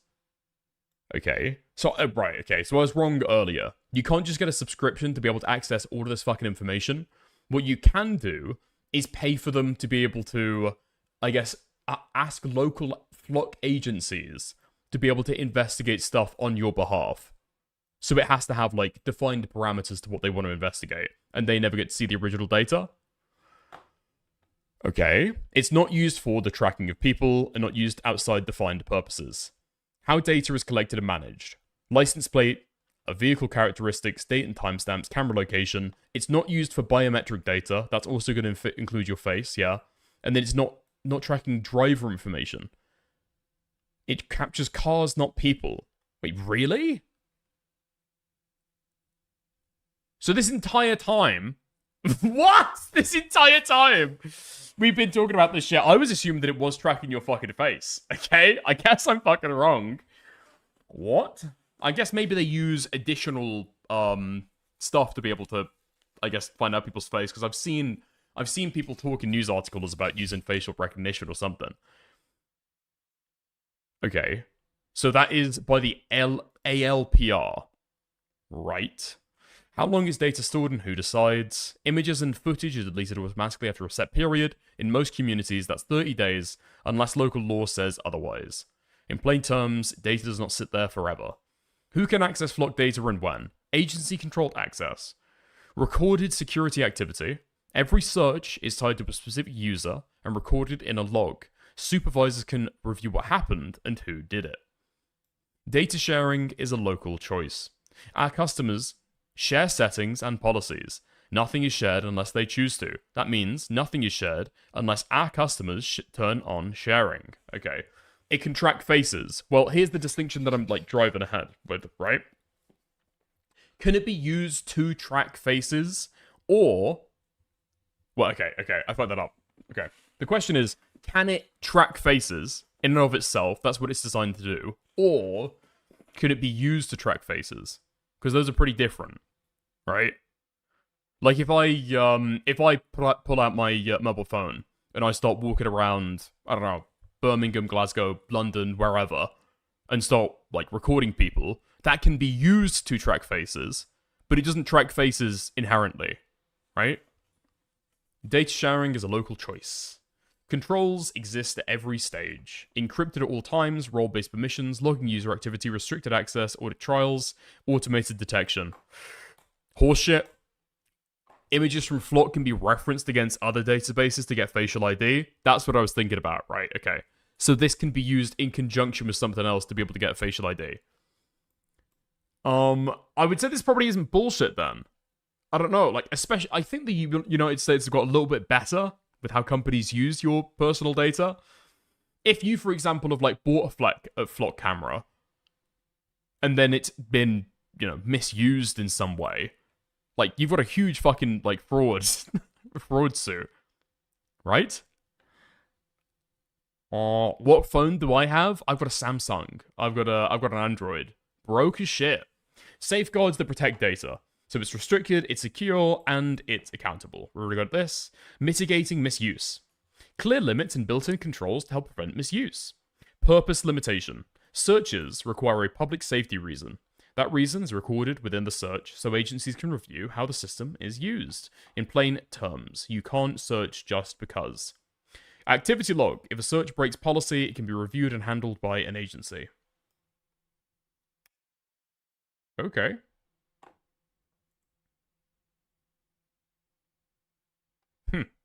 I'm guessing the main thing that people will complain with this, and I think where a lot of the horror stories probably come from, is that you have this data which is extremely valuable for law enforcement, and so they can probably access it anytime, and they can probably run a lot of the facial recognition stuff. Right? Not establish probable cause to say that every cell phone contains evidence of that crime. Second. Oh, okay. This is maybe what I was thinking of. Yeah, this is what Nate sent me earlier. Newsweek.com. Police accused of misusing Flock cameras across 12 states. Here we go. Police officers in at least 12 states have faced allegations of misusing Flock safety license plate reader systems, according to a Newsweek review of recent criminal cases, internal investigations, and disciplinary actions. The cases span Alabama, I'm not going to read all those, and include allegations that officers improperly accessed license plate data for personal purposes, including tracking romantic partners, relatives, or acquaintances. Flock Safety's automated license plate reader network continues to expand across the United States. The technology is used by thousands of law enforcement agencies to identify stolen cars, locate missing persons, and generate investigative leads. The allegations come amid a broader national debate over Flock Safety's rapidly expanding network of license plate reader cameras. The technology has faced growing scrutiny from lawmakers, civil liberties groups, and local governments, with some communities moving to reject or remove Flock systems, and several Republican lawmakers calling for tighter restrictions on their use. Garrett Langley, Flock Safety's founder and CEO, says the recent cases were concerning, but argued they also demonstrate that oversight systems are working. It's a disappointing story when I see it, but also I go, look, this is working. Huh? Langley said in a statement sent to Newsweek. This is showing that if you use a tool like Flock or other tools, you should be held accountable, regardless of whether you have a badge or don't.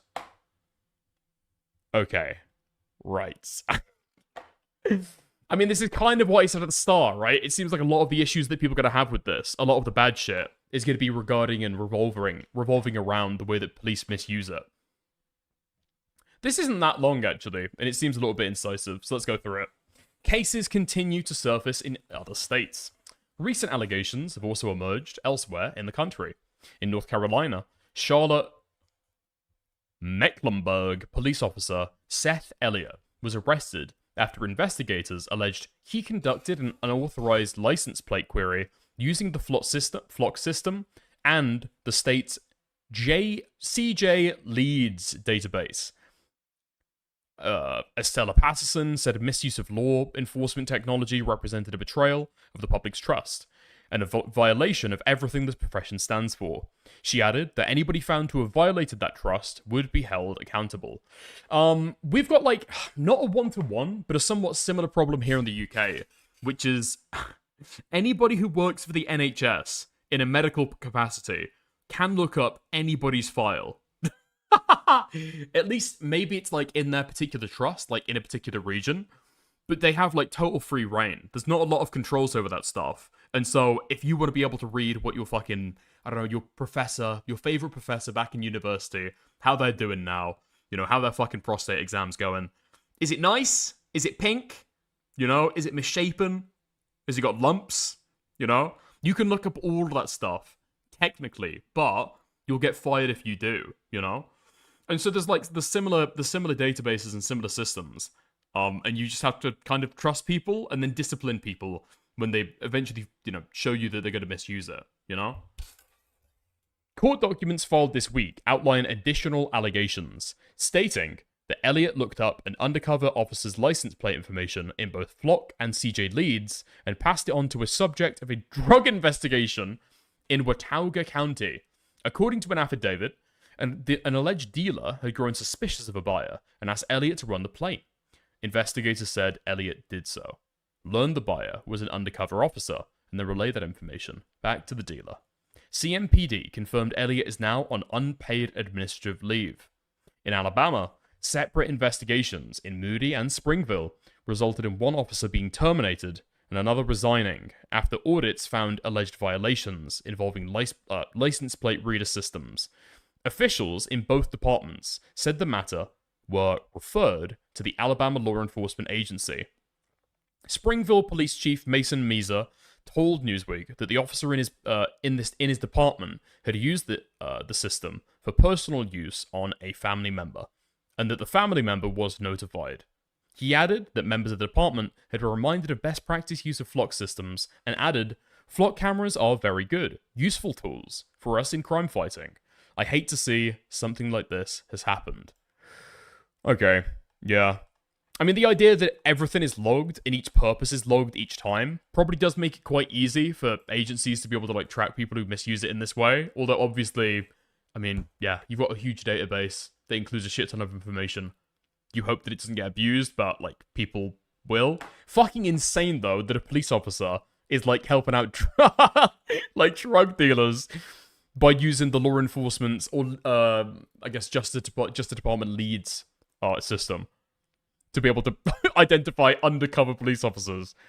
I don't know if that guy fucking died. That's like a potential consequence, right? You're informed of a fucking drug dealer who undercover agents are? That's insane. Okay, nice. In particularity, well, I mean, nothing about this is particular at all. You're literally grabbing all... Can guarantee that states/local systems had been misused in these departments. Oh, you're talking about, like, the department, or the systems that allowed for like, what's it called, license plates to be able to be tracked anyway. Yeah, probably. Like, none of this information is new. The amount of it is probably new, but the fact that law enforcement agents are probably, like, able to look up a shit ton of stuff, yeah, probably not. All of the phones within a geofenced area, and you're searching through those. And third, just a general violation of the right to... Is Perez Hilton the first time a swatting is justified? It's not a swatting if it's justified. What do you mean? Privacy, you know, to be free from unwarranted government intrusion. Being in the wrong place at the wrong time does not justify government intrusion without probable cause. Anyway, in the case of Shatry, well, they eventually found the guy guilty of the robbery and gave him 141 months in prison because, well, screw that guy, the issue of geofencing came up in a major way. And while the court did not specifically hold that all geofencing is unconstitutional, they did specifically hold that geofencing is a search under the Fourth Amendment. And this reinforced the Carpenter decision from 2018, which held that people do have a reasonable expectation of privacy in the whole of their movements, even if those movements occurred in public. And that digital information does not automatically lose constitutional protection merely by virtue of the fact that it is held by a third party. The hilarious thing about the Chattree decision, though, was that Flock tried to spin it as, quote, reaffirming that people do not have an expectation of privacy on public roads. Wow. And this. And that ALPR systems are a clear distinction from comprehensive digital location tracking. Sure. Yeah, let's go with that. But here's why this is a win if you're skeptical about Flock cameras, because anytime major companies or politicians start saying something that is exactly the opposite of the truth, you know you're getting close. No, the Chattree decision did not reaffirm the idea that people do not have an expectation of privacy on public roads. And that's why they had to add this little bit at the end, in the same way that they do in private spaces. Yeah. Look, of course, everybody recognizes. Wait, what the fuck do you mean? Yes. Even when something gets struck down, things can be reaffirmed and like understood. You're a lawyer. What do you mean? Like, there are components of a case and there are arguments therein. And even when a case you would think it goes against that side, it can reaffirm certain facts and certain claims. What do you mean? Yes, of course it can.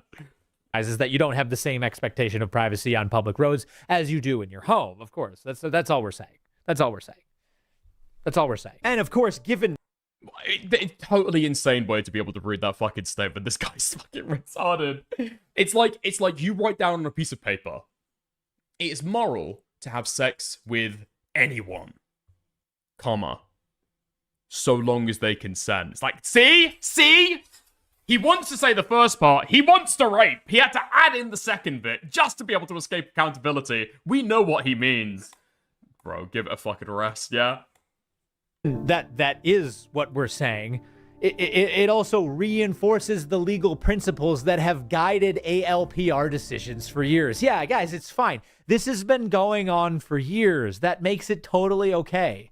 It's totally okay if something has been going on for years. That means that it's okay. I don't know if you know that, but that's how it works. The longer you do it for, the more okay it becomes. And did it support ALPRs as a clear distinction from digital location tracking? No. Instead, it reaffirmed the idea that if the mosaic of information becomes too comprehensive, then it will also fall under the Fourth Amendment when it is used to search. Why did all your hypotheticals or examples include child porn, rape, or consent, dickers? It just cuts through. I don't know what to tell you. It just cuts through, you know? So, are Flock cameras constitutional? For now, yes. Flock is skirting by... Wait, what? Didn't this guy say earlier that it fucking violated your constitutional rights? And then the answer at the end of the video is actually yes. What a fucking... This has got to be made with AI. This has got to be made with AI. Surely. What the fuck do you mean? The end conclusion is that it is constitutional. It's totally legal. How do people watch this guy? As constitutional because they are... Like, do you not feel as though you've been lied for the last 31 minutes? This guy's been arguing the entire time, trying to intimate that it's illegal and it violates your constitutional rights. Holding on to the idea that they're just another LPR system for dear life, like Tom Cruise on that airplane. But at the same time they are doing this, they are literally building the infrastructure. Dick is unironically want to break a right to its brain. Explained that the absence of a right to privacy from the Constitution meant that Roe versus Wade was unconstitutional because it upheld a right to privacy not expressed in the Constitution. That's actually a pretty fucking decent point. That is a crazy fucking point. You're right. It was amazing. It was the argument that clinched it, right? The government doesn't have a right to be able to ask you medical history. And an abortion is a medical practice. And so the government can't constrain that. and then for some reason goes on to explain a bunch of like term periods and stuff like that when the government can actually infringe upon that. Okay. For a digital mosaic of information made up of innocent data points that in reality construct such a detailed insight into a person's life that no ordinary observer could realistically obtain it, which obviously is unconstitutional for law enforcement to search through without probable cause and a valid warrant. And they're hiding behind the idea that we let customers choose what to do with their data so they can step back and claim they're not truly responsible for creating the mosaic. Ha, yes, of course. Yeah, I can just imagine their lawyers trying to come up with a theory. Okay, guys, how can we create a mass surveillance system while also saying that we're legally not creating a mass surveillance system? This is it. This is the answer. Ah, yes, that's it. It's the data. If we're not actually meshing the data, then we can't be held responsible. If we could somehow harness this lightning. Anyway, unfortunately, because of all of this, is that even true? I'd be really interested for that to be like tried. I want to build like a I want somebody to build like a dystopian system just so it can be like put through the courts and the US Supreme Court has to make a decision on it. You know?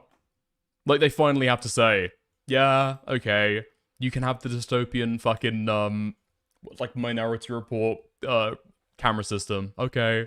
The question is novel enough that wait, what? The question is novel enough is that until a case is decided by likely multiple federal circuit courts and then the Supreme Court, they can get away with it.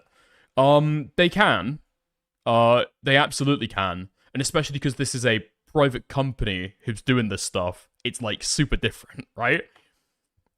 So if people are buying this stuff, like, and they're choosing to share that data, it's like publicly available, you know, it's like, you're recording a public, it's everything in public view, you know? I would assume so. I would find it insane if a private company would not be allowed to do that. At least with my, like, my understanding, at the very least, of, I guess, the law or the US Constitution. Because you wouldn't have a right against unreasonable search and seizure, because that's a right that protects you from the government, not a private company. Like, Twitter doesn't have to uphold your freedom of speech, right?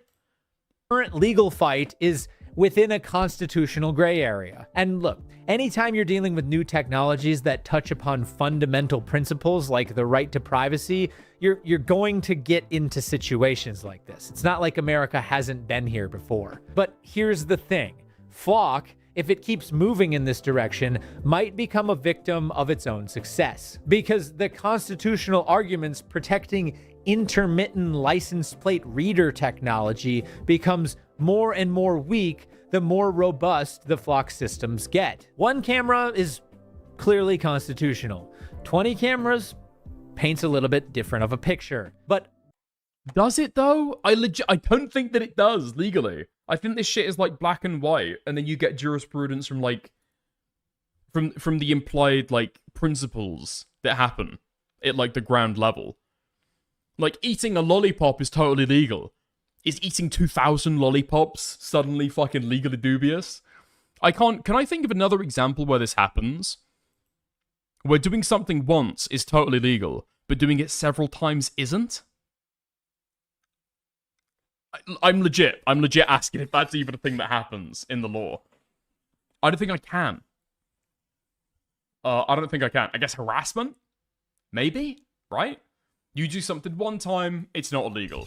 But if you know that somebody doesn't want you to do it, and you do it again and again and again, right? Okay, yeah, fine, that's an example of it. But that's got another contingent part there. You're doing something immoral because you're invading somebody's privacy, and it's a crime against a certain person, right? It's not against the public. So yeah, stalking and harassment, that would be one. But I don't think that really fits, right? Because you're violating somebody else's consent. I don't know. And a component there, I think in most states at the very least, is that you need to violate somebody's rights such that they feel a certain way. That's a component there as well. If somebody in the community complains that they feel uncomfortable because you put up a couple cameras, is that suddenly illegal? I don't know. Hundreds or even thousands of cameras that show the entirety of somebody's journey from point A to point B?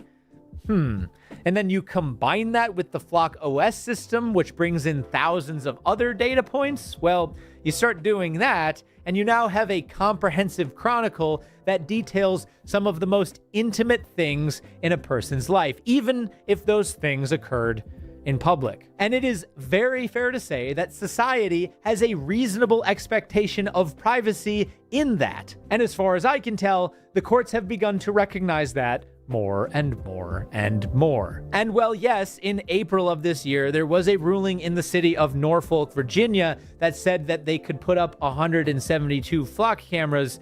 The court's ruling was limited to, quote, the existing system as presently configured. That doesn't mean that it's okay for them to set up 200 Flock cameras. I'm just saying courts are starting to look at this and go, yeah.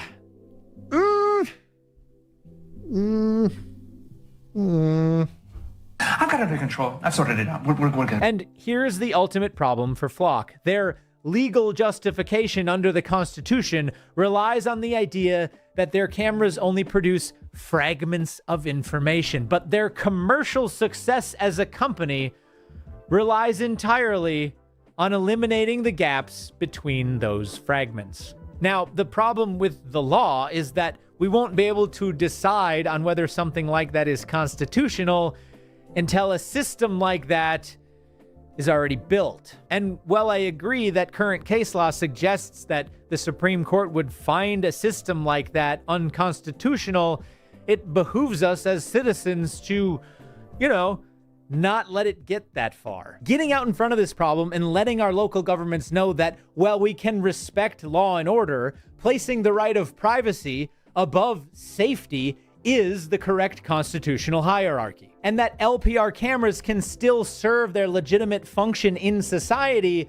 without, accidentally becoming a nationwide mass surveillance system. And people speaking out about this has been making a difference. I mean, the city of Los Angeles, for example, just, I think, abandoned their program with Flock. That's the video. I hope you enjoyed it, and I hope you learned something. Comment below on other video topics you'd like to see me explore. Flock was a big one that has been brought up in the last 2 weeks, so that's why I decided to do this video. And don't forget to check out pepperbox.tv if you want to get all of these videos without ads and the new exclusive Awful and Unlawful, which will be... Nice. All right, I'm glad we got to the bottom of that then. Flock cameras are, in fact, completely legal. Nice for now. I don't know. We'll see how it goes. We'll see how it goes with like mass surveillance and stuff like that. I think sometimes American discourse around this kind of stuff gets way too obsessed with the Constitution, and I guess the Bill of Rights are part of the Constitution, but with the 10 listed amendments like there to be able to protect you from the government. I feel like Americans get way too obsessed with that and what is already illegal constitutionally. And they don't put much focus on exactly what legislation would look like to be able to protect you from that.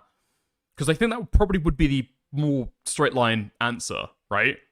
I don't know. It just feels totally fucking useless. Instead of arguing why this is a problem, this is a real problem, and we need to fix this by this kind of law to be able to make it illegal.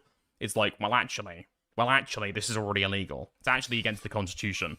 And then 9 times out of 10, the argument completely fucking falls through. Because it's built on a... When people want to be textual with the Constitution, they'll be insanely fucking textual. And when they want to be a little bit more liberal, it's a living document, starting being a little bit more fucking loosey-goosey with it. A right to privacy. I've heard there's a right to privacy. Well, what do I consider private, It then expands to fucking everything. We don't have a functioning legislative system. That's one problem. I mean, I don't know what you mean. I think you do, but it's just got flaws, I guess. I don't know. Kind of annoying. Crazy you watched a random video Nate sent you instead of talking about the Dignitas animator. Is there that much for me to be able to get into there? Yeah, fuck it, okay? I was gonna call it quits on stream there. Let's go, actually. Let's go. Let's go and watch that then. I'll watch a 10-minute video by Sensitive Society, my favorite slop tuber, who gets everything right, Okay. Where is it? Is it Sensitive Society who put it together? No, it's Diesel Patches. No, it's Diesel Patches. Okay. You think I'm going to watch a 3-hour live stream as a guy explains why he wants to fucking off himself? I've already said, I think... he won't include the best clips? What do you mean the best clips? Where he extra super duper pleads for the sweet release of fucking death? What do you mean the best clips? How can there be best clips of that? Okay, let's have a gander. If there aren't some of the best clips, you can let me know, okay? And you can send them along. He mentions a GoFundMe. What, to live? Or to die? What do you mean? Does he fundraise, like, if you donate me $1 million, I'll reconsider life because I'll be able to afford medical treatments? A GoFundMe to die. Okay. Okay, that makes a little bit more sense. All right, let's go. So, the YouTuber animator, Hot Diggity Demon, also known as Max, recently announced on a live stream that he was considering... Dignitas is expensive? Yeah. I had an ex-girlfriend who had a dad who was considering Dignitas. But he was considering it for, like, I don't know, like 10 years. And I think in the end it was like, do you actually need this? Or are you just, like, slightly depressed? And so you would just think, like, every day, yeah, fuck it. My limbs hurt. I'm gonna fall into the sweet release of death one day. I think the guy was just fucking depressed. But anyway, so I know that it's really fucking expensive. That guy was a little bit minted. That's crazy. Just blow your shit up. I think there's, like, big fears around it, right? So there's the fear that you're going to do something wrong and end up in, like, a vegetative state. Or you're going to go through, like, a lot of pain or something else. Or maybe you feel that's more of a peaceful, respectful way to go out. Or something like that, I guess. How old's this, like, animator dude, though? I'm pretty sure this guy is in his 30s? Right? Seems insanely young. Doctor-assisted euthanasia due to a medical condition he has known as fibromyalgia, and which causes widespread body pain along with severe fatigue. Max noted. If you're thinking of doing that for 10 years, you've got other problems. Yeah, if you're like... if you're keeping the fucking Dignitas pamphlet for the next 10 years, you should probably have just, like, from the very beginning, gone to a psychiatrist, talked it through with somebody, and then just get some antidepressants. I feel that's probably just the, that's probably the solution. His health has reached a point where he feels like his existence is mainly filled with suffering, and is also currently facing a financial burden due to medical costs, so... I have the same condition. What, fibromyalgia? I'm pretty sure that... I understand. Have I known somebody with fibromyalgia? I think one person. One person with fibromyalgia. It sounds fucking awful. Like, it's not something that's fun to live with. It's like constant pain that I think is resistant to painkillers as well. Right? Like, you have to get specific types of painkillers because of the way that fibromyalgia causes you pain. That's so far as I'm aware. And you can't really take, I don't know, like anti-inflammatory drugs, like you'd be able to if it's your nan and she's got arthritis or something like that, you know?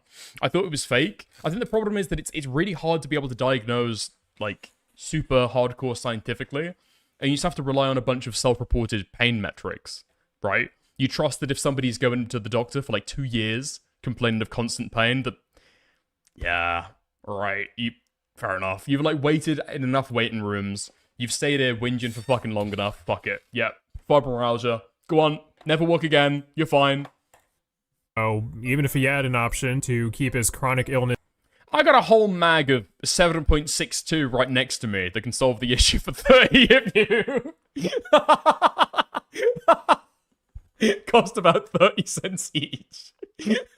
30 cents each in 30 years of your life, mate.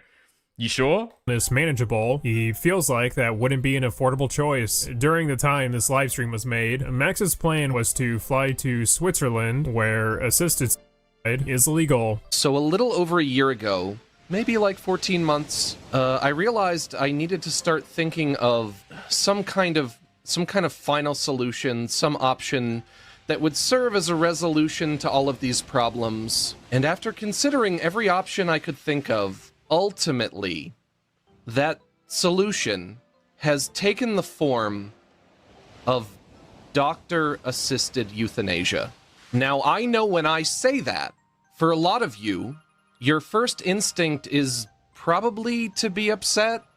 I know a lot of you care about me, so I'd like to say I'm sorry. I'm sorry for having to hurt you guys like this. But before you do your pearl clutching, I ask you, why shouldn't I? Apparently, Switzerland engages in what's known as euthanasia. What a weird way to be able to fucking phrase that. What do you mean? Why shouldn't I? I understand some of the controversy around this now. Is he trying to solicit, like, shit from his audience? To be able to, like, get them to convince him to carry on living? I said the first, I think I said earlier today about this, like, assisted dying is probably the easiest way to be able to get out of a, like, a suicide baiting allegation, you know? Like, what do you mean, suicide baiting? What do you mean fake? I've literally got the receipts. I booked an appointment for this shit. What do you mean I'm faking it? Euthanasia tourism, meaning people go there if they can't get bonked anywhere else. The doctors there will bonk you, no questions asked. And many people. That's got to be such a fucking depressing job. Being a doctor in Switzerland. And, like, it's, like, got such a disproportionately high regard. There are probably some doctors who spend their entire life, their entire medical life, is just operating a fucking, like, a death sarcophagus that they put people into, inject, like, a death cocktail, and then just watch them die, and then pronounce their fucking time of death. Insane. Insane. Sounds like an interesting job. It sounds like a high turnover job, I would think. But then again, people are fucking morticians and shit, so there may be worse. Of course, quick to show their grievances and even attempt. Would be sound. I mean, if you fuck up your job, it's not like anybody's gonna complain. You know what I mean? I mean, if you like, if you don't properly administer the fucking pain relief drug, but you do administer the drug that makes it so they can't, you know, move, speak, communicate with other human beings. I mean, what, they're gonna write a fucking Yelp review? What are they gonna do? Attempting to convince Max not to go through with his choice because there might be some other options available to him. This then led to Max responding to everyone's concerns by saying, "Geez, you guys, okay, fine, haha, JK, just kidding, never mind, JK, just kidding, JK, JK, and decided I'm not thinking clearly, will reassess," and then left a drawing of a big tittied cartoon mouse with pubic hair. I don't know if that's the kind of thing you can go back on. What do you mean? You can't get take-backsies on that shit. I donated $50 to your live stream to see you in a fucking casket, bitch. I expect my donation goal. What the fuck? Another scammer, another streamer scamming their fucking chat, setting a donation goal and not honoring it. This is like Destiny with his blue hair all over again, man. Who knows? Maybe this guy's gonna go through a midlife crisis and then decide to honor it later on, just to make it up to his community. Only time will tell, I guess. Interesting, but definitely in Max's character. Like most people, I was exposed to Hot Diggity Demons content from the My Little Pony adult parody videos .mov. I would watch these all day during my brony phase, after clopping to pictures of Princess Luna. And Princess Celestia was pretty cute too, but I was more into the dark, mysterious type. However, not everyone seems to be as concerned about a man choosing to terminate his own life as others. I have to go on Twitter and see people happy that I'm dying, seeing people saying that they're happy that I'm dying because I'm racist, because I'm still the racist pariah. I really wish that wasn't still going on.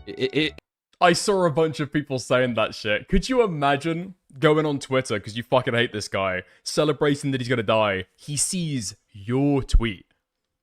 He sees what you wrote. And then decides, oh, fuck it. Yeah, okay. I'm living just to spite this cunt. You couldn't have waited a couple weeks, really? You couldn't have waited a couple weeks to fucking celebrate this guy's death. You had to do it right now. If you believe anything racist, you believe in something that's morally and logistically wrong, and I'll think you're an idiot for it. I will. That's a new one. That's a new one I haven't heard before. That's a new one I haven't heard before. Not only is racism morally wrong, think of the hacking logistics. If Cookie Monster had 10 ovens cooking cookies every hour, on the hour, for 10 years... I'll think you're a cringe idiot, but anyone who thinks I'm racist will never listen to me say these words anyway. So I just have to remind myself that they don't know me, and so I shouldn't care about their judgment. Yes, it would seem some contrarian attention-seeking goblins have hit the Twitter dance floor to wow us again with their infinite stupidity. During Max's contemplation...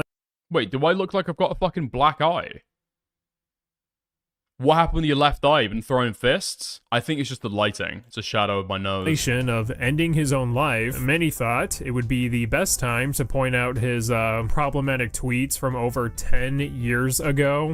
Yeah, so today I thought we would take a look at the individuals calling out Max so they can garner praise on how morally superior they are compared to everyone else. I truly don't understand the intent to react this way other than seeking attention, but maybe there's a reasonable argument to be made. So the first Twitter user we're looking at said, "I would care if you weren't a racist, anti-Semitic piece of shit. Suffer and perish. Only other white people make excuses for racists." And then they included some of Max's past work, such as this image and Steven Juniverse. Now, you can have whatever opinion. What? When was this, by the way? As this image. What is this? Oh, Connie, you're the most beautiful girl in the world. Thanks, Steven. 2015. And Steven Juniverse. Now, you can have whatever... This is enough to get people on Twitter to fucking prone your downfall, literally beg for you to die. I thought this guy was a Nazi. Did I come to that conclusion just because he's a skinhead? I think I might have just come to that conclusion because he's a skinhead, now that I'm thinking about it. I thought that he was, like, believing in, I don't know, like, fucking, like, I don't know, like, race realism or genocide or something. Opinion you want. Steven Juniverse, really? On the art itself, there's even more stuff that people provide of Max's past artwork. You can think it's gross, disgusting, whatever, but hopefully you can differentiate between forcing someone to like edgy work and using the edgy artwork as ammunition to justify, well, death, basically. I mean, actually look at why you're saying Max deserves to suffer and perish. We have a racist, edgy caricature of a fictional character, and when you see this, you tell yourself, whoever drew that needs to die. Is that considered a fitting punishment to you? Karma will come for you, and to those white people in the comments who somehow get the audacity, forgive him. Your apologies will mean nothing until us people of color accept it, and we never will, and your disability do not excuse for your racist, harmful remark. I know the idea of karma isn't inherently proportional, but is wishing death on someone much better? Or saying good riddance? Honestly, I'd probably go as far as to say that celebrating death because someone made edgy fan art is worse than making edgy fan art and growing from it. This is objectively immoral, so if you genuinely believe in karma, then it's probably coming for your ass as well. I mean, sure, you don't have to forgive. Is it? People say this all the fucking time. I'm not convinced that it actually is. Wishing death on somebody, that's immoral. That's like an evil action. You can say that it's callous, or you find it tasteless. Immoral, though, you find that morally reprehensible. Maybe you're hurting the person's feelings. Arguably if they've saved his fucking life. This guy's seen all of these fucking, all these leftists on Twitter, all these artists. It's calling for his death. And he's chosen life off the back of this. They've done a service to society. Max, that's up to you whether the previous art still bothers you or not, but your reaction goes way above and beyond of what is deserving. I can't tell you how to feel, but if you believe edgy art and posts from 12 years ago, it means euthanasia should be celebrated, then you're simply just a vindictive person. It is absolutely laughable you think this post makes you morally superior when you act like a bigger piece of shit than Max. Hey, did you guys know the guy you're wanting to stay alive has an entire N-word compilation dedicated to him? Doesn't that just make you feel silly for just trying to help? I would care, but he used to be racist. So, you acknowledge he's not racist now, but used to be, so even after changing his ways, he still deserves... Oh my god, yeah. No, I'm seeing the fucking Halo. I'm seeing the Halo gameplay as well. I am seeing the Halo gameplay as well. Wait, hold on. Zoom in on this. No audio for the next 5 seconds, okay? Just watch this shot. Okay? He sees that something gets thrown over him. Right? Yep, something gets thrown over, so there's like action over here, right?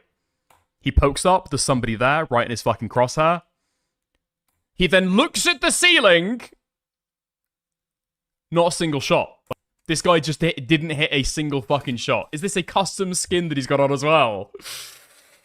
Oh, dude, I might need something else to be able to play in the background. This is too bad. Allowed to live healthily due to previous remarks they don't make anymore. It is reasonable for people to still not be fond of him just because he's changed. However, what's not reasonable is justifying your belief that Max deserves death or we should celebrate it because of art and posts he made 12 years ago. Not forgiving doesn't mean you can't be empathetic towards his suffering. Would you forgive Hitler for his past? Oh my god. Guys, do you think I was wrong for defending Hot Diggity Demon? I didn't know he was racist, but from what I understand, he improved himself. Now I'm conflicted. Guys, is it wrong to show empathy towards a person who's suffering because he made edgy art from several years ago? To answer your question, Twitter user who's hopefully a child, I think not wanting someone to die due to edgy posts from the past is the sane and morally correct position to have. Someone please tell me why people affected by Max G's racism aren't allowed to be glad that he wants to kill himself. I thought we all hated racists and wanted them to die. Why is this any different? Like the whiny little wiener they are, this Twitter user says some dumb shit, locks their post, and then acts obtuse about why so many people are calling them out. Fuck yes, take that you fucking skinhead racist, dickhead. This was me! This was me! I saw this shit and I assumed that he was into race realism and genocide and shit. Rot in fucking hell. Surprisingly, this tweet didn't go over so well, which led to another post created by the same guy. Folks love to dismiss racist actions with millions of excuses, so I'm not surprised. Disappointed nonetheless. You can't really call yourself a moral person if you're yearning for someone to suffer a debilitating illness while praying they end their lives due to— Hold up. Wait a second. Something ain't right there. I'm taking the side of the Twitter leftists now, actually. I'm now throwing my support behind them like 110%. What do you mean? During World War II, okay? During World War II, if you had a bunch of people cheering on Hitler to be able to kill himself, and then he eventually did, and they celebrated, is that immoral? Is that bad? Is that really, really bad? Come on.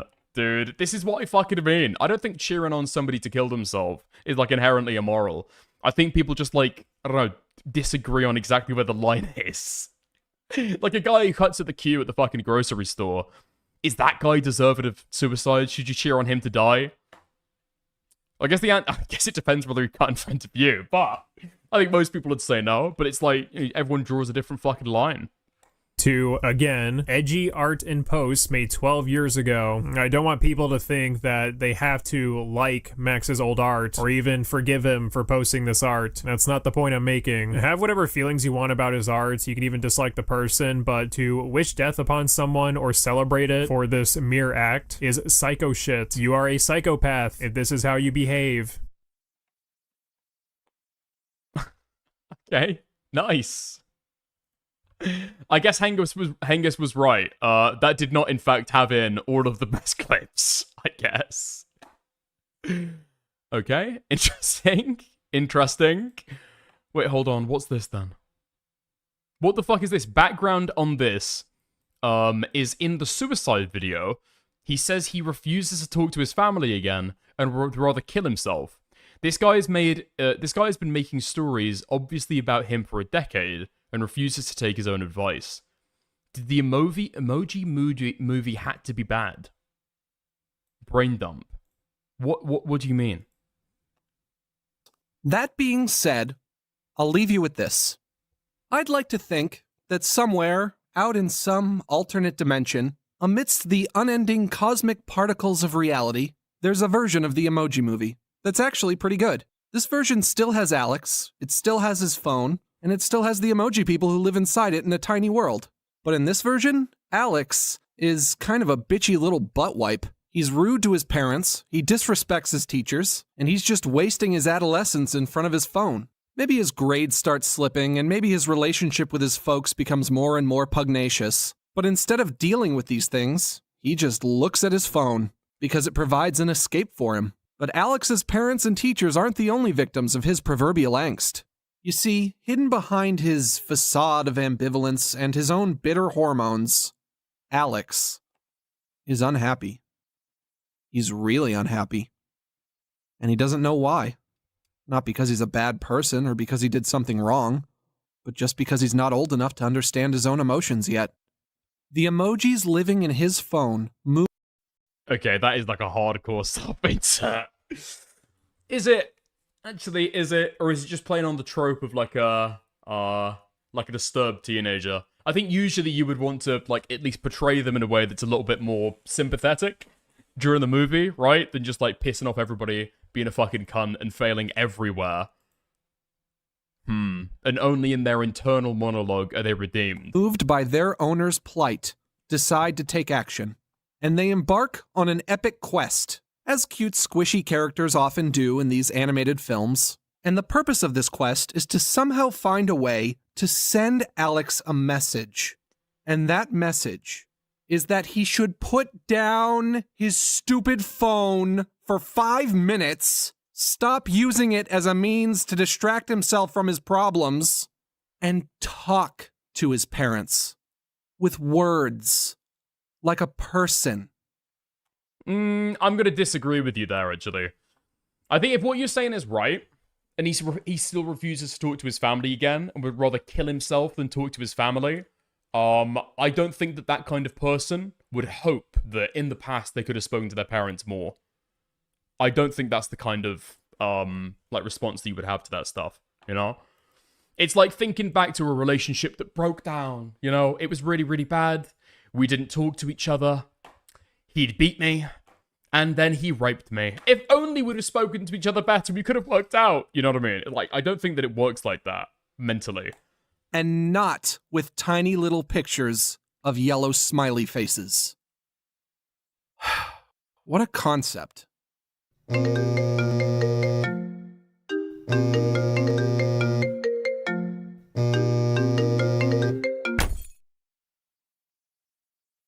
I'm Max G. This was my brain dump of the whatever, and I hope you hated it.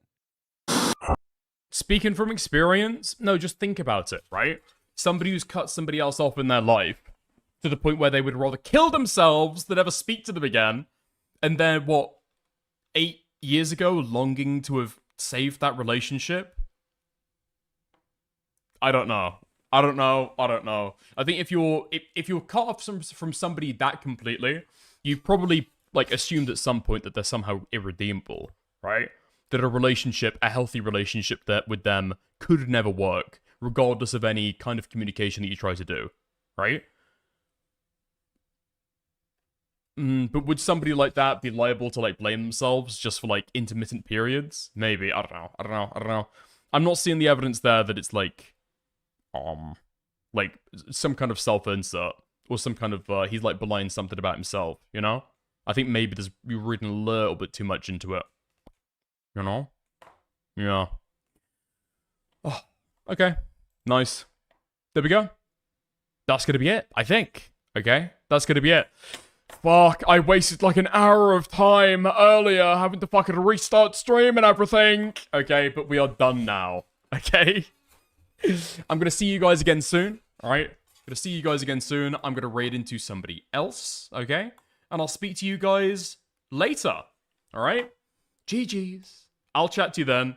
I don't know if drama's gonna pick up, but I did collect a bunch of stuff for this. So, even if it's literally just talking about stuff that is generally interesting to people, in the general sphere, rather than talking specifically about drama, yeah, okay. We'll see what happens, alright?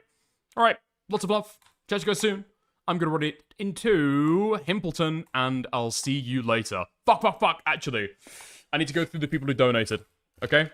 Thank you to Dan Jr., Artemis, Chibi's dead brother, Kitten Screaming, Your Local Cryptid, Will Is Me, Apple Einut, and Scallywag. Thank you. Speech Spoon. Bye.